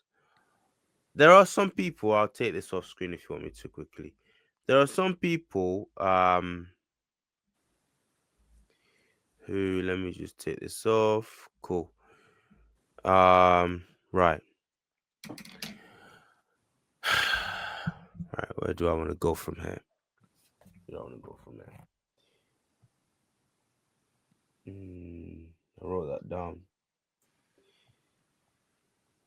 Right. Um, I was watching recently this this thing on YouTube about what's this guy's name? I'm trying to remember his name. Yes, that's it. Do you watch this guy called Antonio Speaks? Mm-hmm. Do you come Every across once him? in a while. Yeah. Yeah. Yeah. Cool. Now he's a younger. He's coming up and he's done really well for himself. His both his channels, Antonio Speaks and Antonio Talks, have just blown up, and Yeah. I'm so happy for him. I'm gonna see if I can invite him on the channel to just talk to us. But he looks like a genuine and a sincere guy, and he's been talking recently about his latest video is the one I saw it latest anyway today. He's talking about how we need to go back to our history and like not he kind of sent a side shot, a little shot at the quote unquote pretendians. Um Now he didn't go after them properly. Like he didn't say he didn't make the whole video about going after pretendians, okay, quote unquote again. Um but what he did say was that when we talk about um black history, a lot of us are kind of being made to be ashamed of black history. And so what we do is we kind of say this is our history and that's our history. We look further afield, Mm-hmm. um and we start to claim other civilizations that not necessarily are ours completely, totally. Okay, they're not completely ours. um Now, he then said, look over here at Kerma, Nubia. If I didn't finish watching the video, but he started with Kerma, Nubia. I don't disagree with him, but I feel like you have to start in Egypt.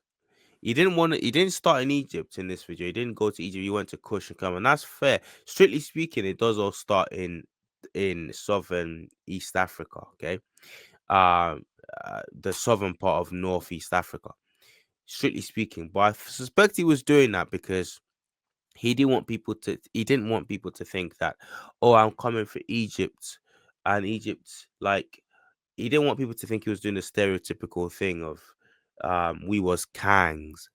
But can you talk to that? Because I feel like Mm-hmm. people think when they go when say their gateway drug is Kush or whatever, or Benin, or some of these the Moors. Okay, why is it important for people not to say, oh, I can't look at Egypt because I'm not really sure about that? I don't know. What are your thoughts about that? I can understand where he's coming from. Like he said, he's a younger dude, and when I was his age, I was doing the same thing. You know, I had a side eye towards Egypt, obviously, you know, but the disinformation campaign is so strong. Once you start getting into your history, you don't really know if you're associated with Egypt, right? It seems like you don't want to be like he probably doesn't want to be right now, like a Hotep, right? So I did something similar, and I started looking into West African cultures, right? Because that's where part of my ancestry is from. So, or at least most directly, right? So I avoided those things because I felt like I was constrained to, Western Africa. Okay. And it took me a while to realize that there's a difference between, and this is where there's a lot of unfortunate conflation with the pretendian thing as well, where you being a Black person and looking to Egypt or looking to indigenous roots in the Americas sometimes it does, but it doesn't always make you a quote unquote Hotep or a pretendian. I personally don't like those terms. Because our history, Black history, it encompasses all of those things. So, but we've been relegated to one aspect of our culture and our history. And unfortunately, there are groups of people, the ones that would be classed as pretendians or Hoteps, that they start to, like you talked about, claim things that don't necessarily belong to us on top of that. Or speaking specifically to the pretendian community, and this is where I never really get the back and forth. A lot of them have like this anti-African stance. And what I'll hear a lot of people that don't like pretendians say is like, why are you ashamed of being Black or being African, right? And what I find is there's two types of your quote unquote pretendian. There's the one that's legitimate, right? And then there's the one that's spewing like anti-African hate that is for some reason ashamed of being African, which makes no sense to me because they have the greatest culture. So I don't understand how the two things get conflated, right? Like, for instance, when I first heard about looking into indigenous Black history, I had that same kind of immediate gut response, like, this person like anti-Black or they don't like being African or something, which when you think about it, doesn't make sense because of the greatness of Africa, right? The things we can document in African history far surpass the things we can document in American history, right? So why would you be ashamed? I don't get that part. Maybe it's because they feel like they're relegated to certain societies they don't know enough about. I don't know. But I guess the easiest way to put it is there's truth to both of those things. But unfortunately, there are groups of people that take things too far, do it from the wrong place. And unfortunately, we're limiting ourselves by doing that. Because there were Black indigenous Americans. Facts. There were Black people. Egypt was Black. So the Moors were Black. So a channel, and you can bleep this out if you want, but there's a channel I used to watch back in the day, From Nothing, right? And I watched this when I was kind of in his play. I don't know Antonio Speaks his current actual, where he is currently in his actual thought and what as far as what he actually feels and thinks and what he actually puts on screen. So I can't really speak for him, but when I was in a similar place, when I wouldn't say those things publicly, From Nothing was one of those channels I was watching, because he kind of echoes that sentiment where he's almost been relegated by YT supremacy and disinformation and Eurocentrism, to only think that's all his culture is. Just that. That is not Black culture. We're not relegated to sub-Saharan Africa. We're not relegated to any part. Okay. So-called YT people can talk about all of Europe's history, and Black people should be able to do the same thing. We don't just come from one place. We're the original person. We come from everywhere. So yes, I agree. Some people take it too far, and that's unfortunate, especially for me, who likes facts and things I can prove, because it makes our arguments look disingenuous and unfounded when they are. So I wish a lot of that stuff would stop, but I can't control the internet. I can't control the lowest denominator of human beings and their opinions, but there's truth to all of those things, and we shouldn't be ashamed to look into them.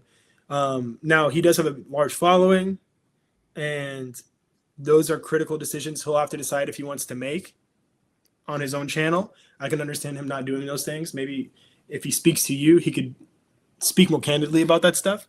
But I think when you have a following like that, and it's a channel for Black people, which is awesome. So shout outs to him.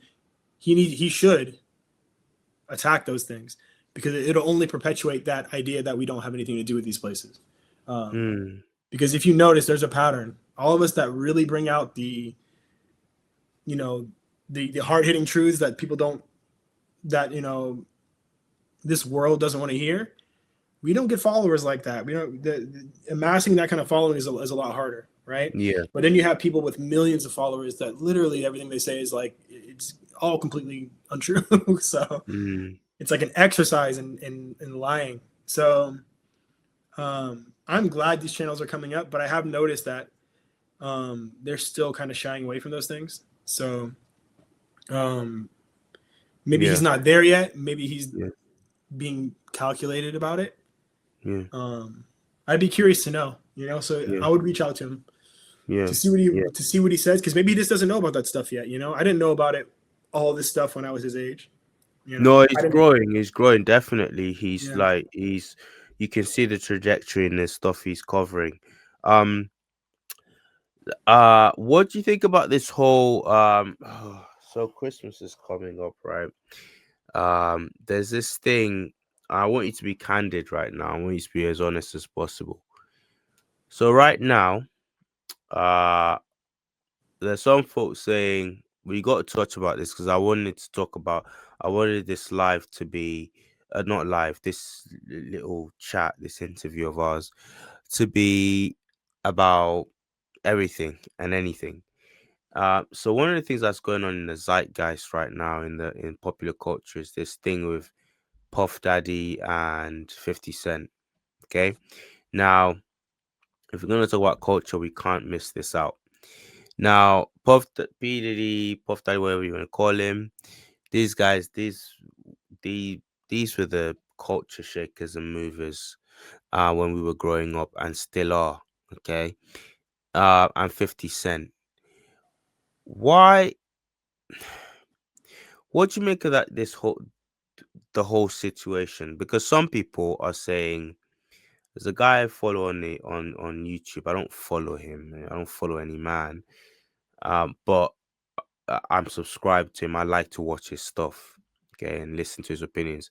And he will not go after Diddy for anything because he feels like they're coming for our icons, one by one. First, it was Bill Cosby.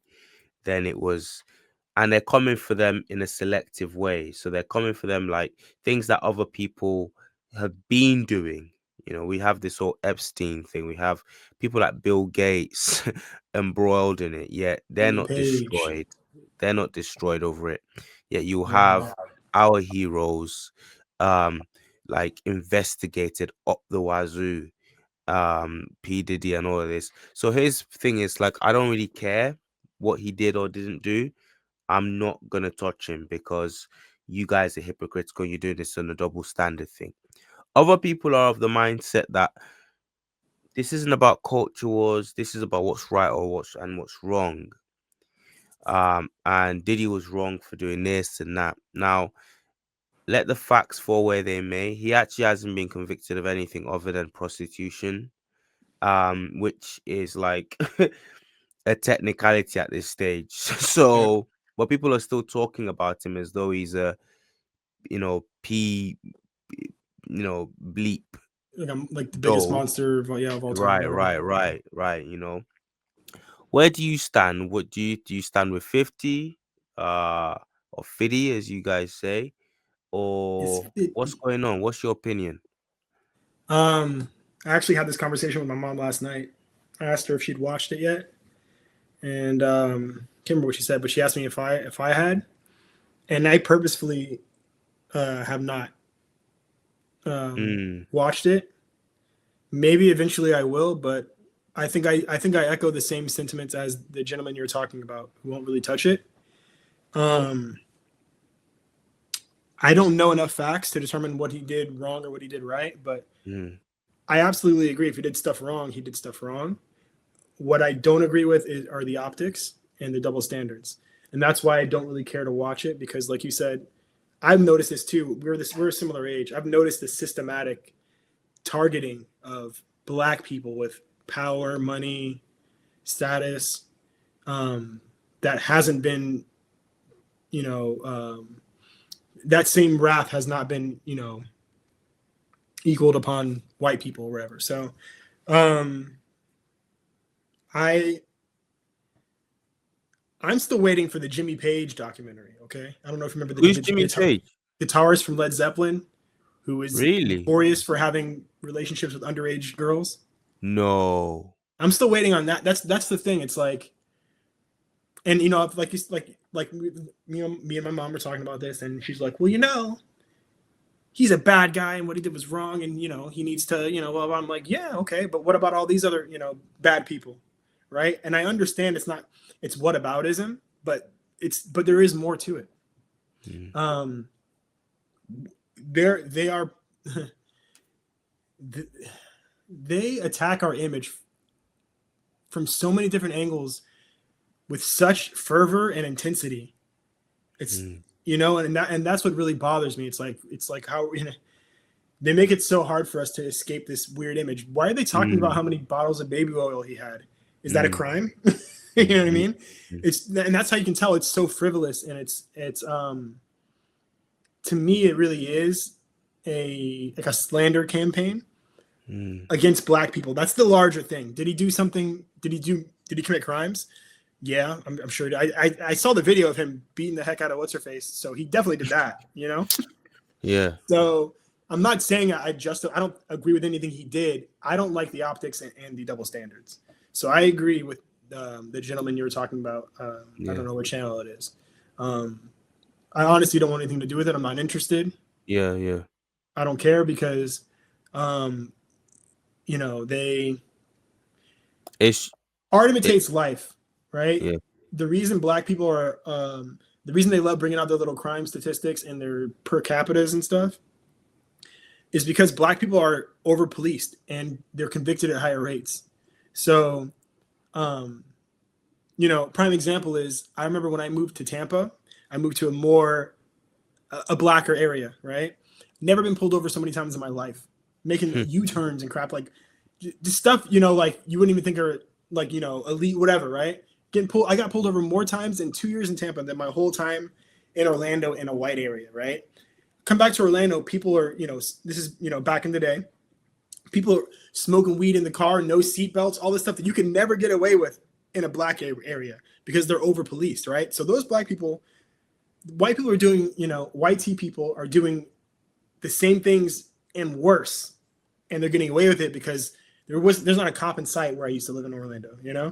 You go down to Tampa, you can't take 2 steps without a cop, up your bum. So, art imitates life, and it's the same thing with our stars, celebrities, and the way our media covers Black people. They look at us with a microscope, with a magnifying glass. So, point in fact is this guy. I just thought of it now. And I never used to think outside the box like this, again because of the colonized mindset.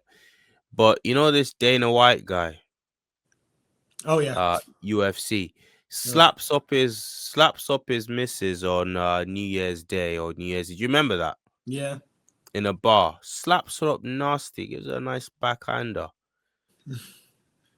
Not nice, sorry, nasty. Gives her a nasty backhand. I do not condone. It's not nice. It's nasty. Yeah. Gives her a nasty backhander, and it's just like momentary shock, and we all move on the next day. Jonathan Majors, on the other hand, this guy has lost everything. He's lost everything. So I think he still got Megan Good though. So to be fair, that's good enough. But yeah, same. Yeah, it's I was gonna bring up somebody else. It's like the Dave guy, the rapper. You heard about this case? Oh, Dave's the murder amazing, case. yeah. So same thing. I'm treating that like I am with the PDD thing. I'm like, they're blowing up this black dude murdered, this black artist that nobody really even knew about before. To be fair, like I never heard anybody talk about him. But they're blowing it up like, I'm like, really? Like, that's what we're doing, It's just the president of America, the president of America right now, the most powerful man in the world, the most famous man in the world, probably right now. Let's not lie, this guy is bosom buddies with you know who, probably the worst in recent times, the worst offender against underage people that we've at least known, that's come to public knowledge in recent times. Best bosom buddies with him. Saw something today. He said, I know nothing about these photos or something, and he's rewarded with the presidency of America. In fact, he's even lauded. I see pastors and men of God, so called, talking about how Trump is our bastion against immorality and all this stuff, against wokeism. It's incredible, London. I honestly, sometimes I don't have words just because people will disregard anything. Hate trumps all the things they say. Artism trumps all the things that they supposedly hate. It's crazy. Yeah, definitely. Yeah. We're gonna have to do this again, bro. Let me end. I'm not gonna end recording just because whatever, something might come up. But we're gonna have to do this again, and very soon. We got something on Wednesday, haven't we? Yeah. Okay. So I was thinking, and to be honest, for the sake of the edits, I could wear this again. But I do want to run through that Green Sahara stuff because I think I have it nicely laid out to where it lays everything out nicely, how you get from the Natufians and how they have an African component to up to Salem and how they're denying that they do. I'll tell you what we'll do. On Wednesday, we'll split it into like 2 bits. We'll do 30 to 45 minutes of just you explaining that to us, okay? And then take a breather, about 10 minutes, and then we'll go into the N word. Okay? That would be interesting. So should we do it like that then? Perfect.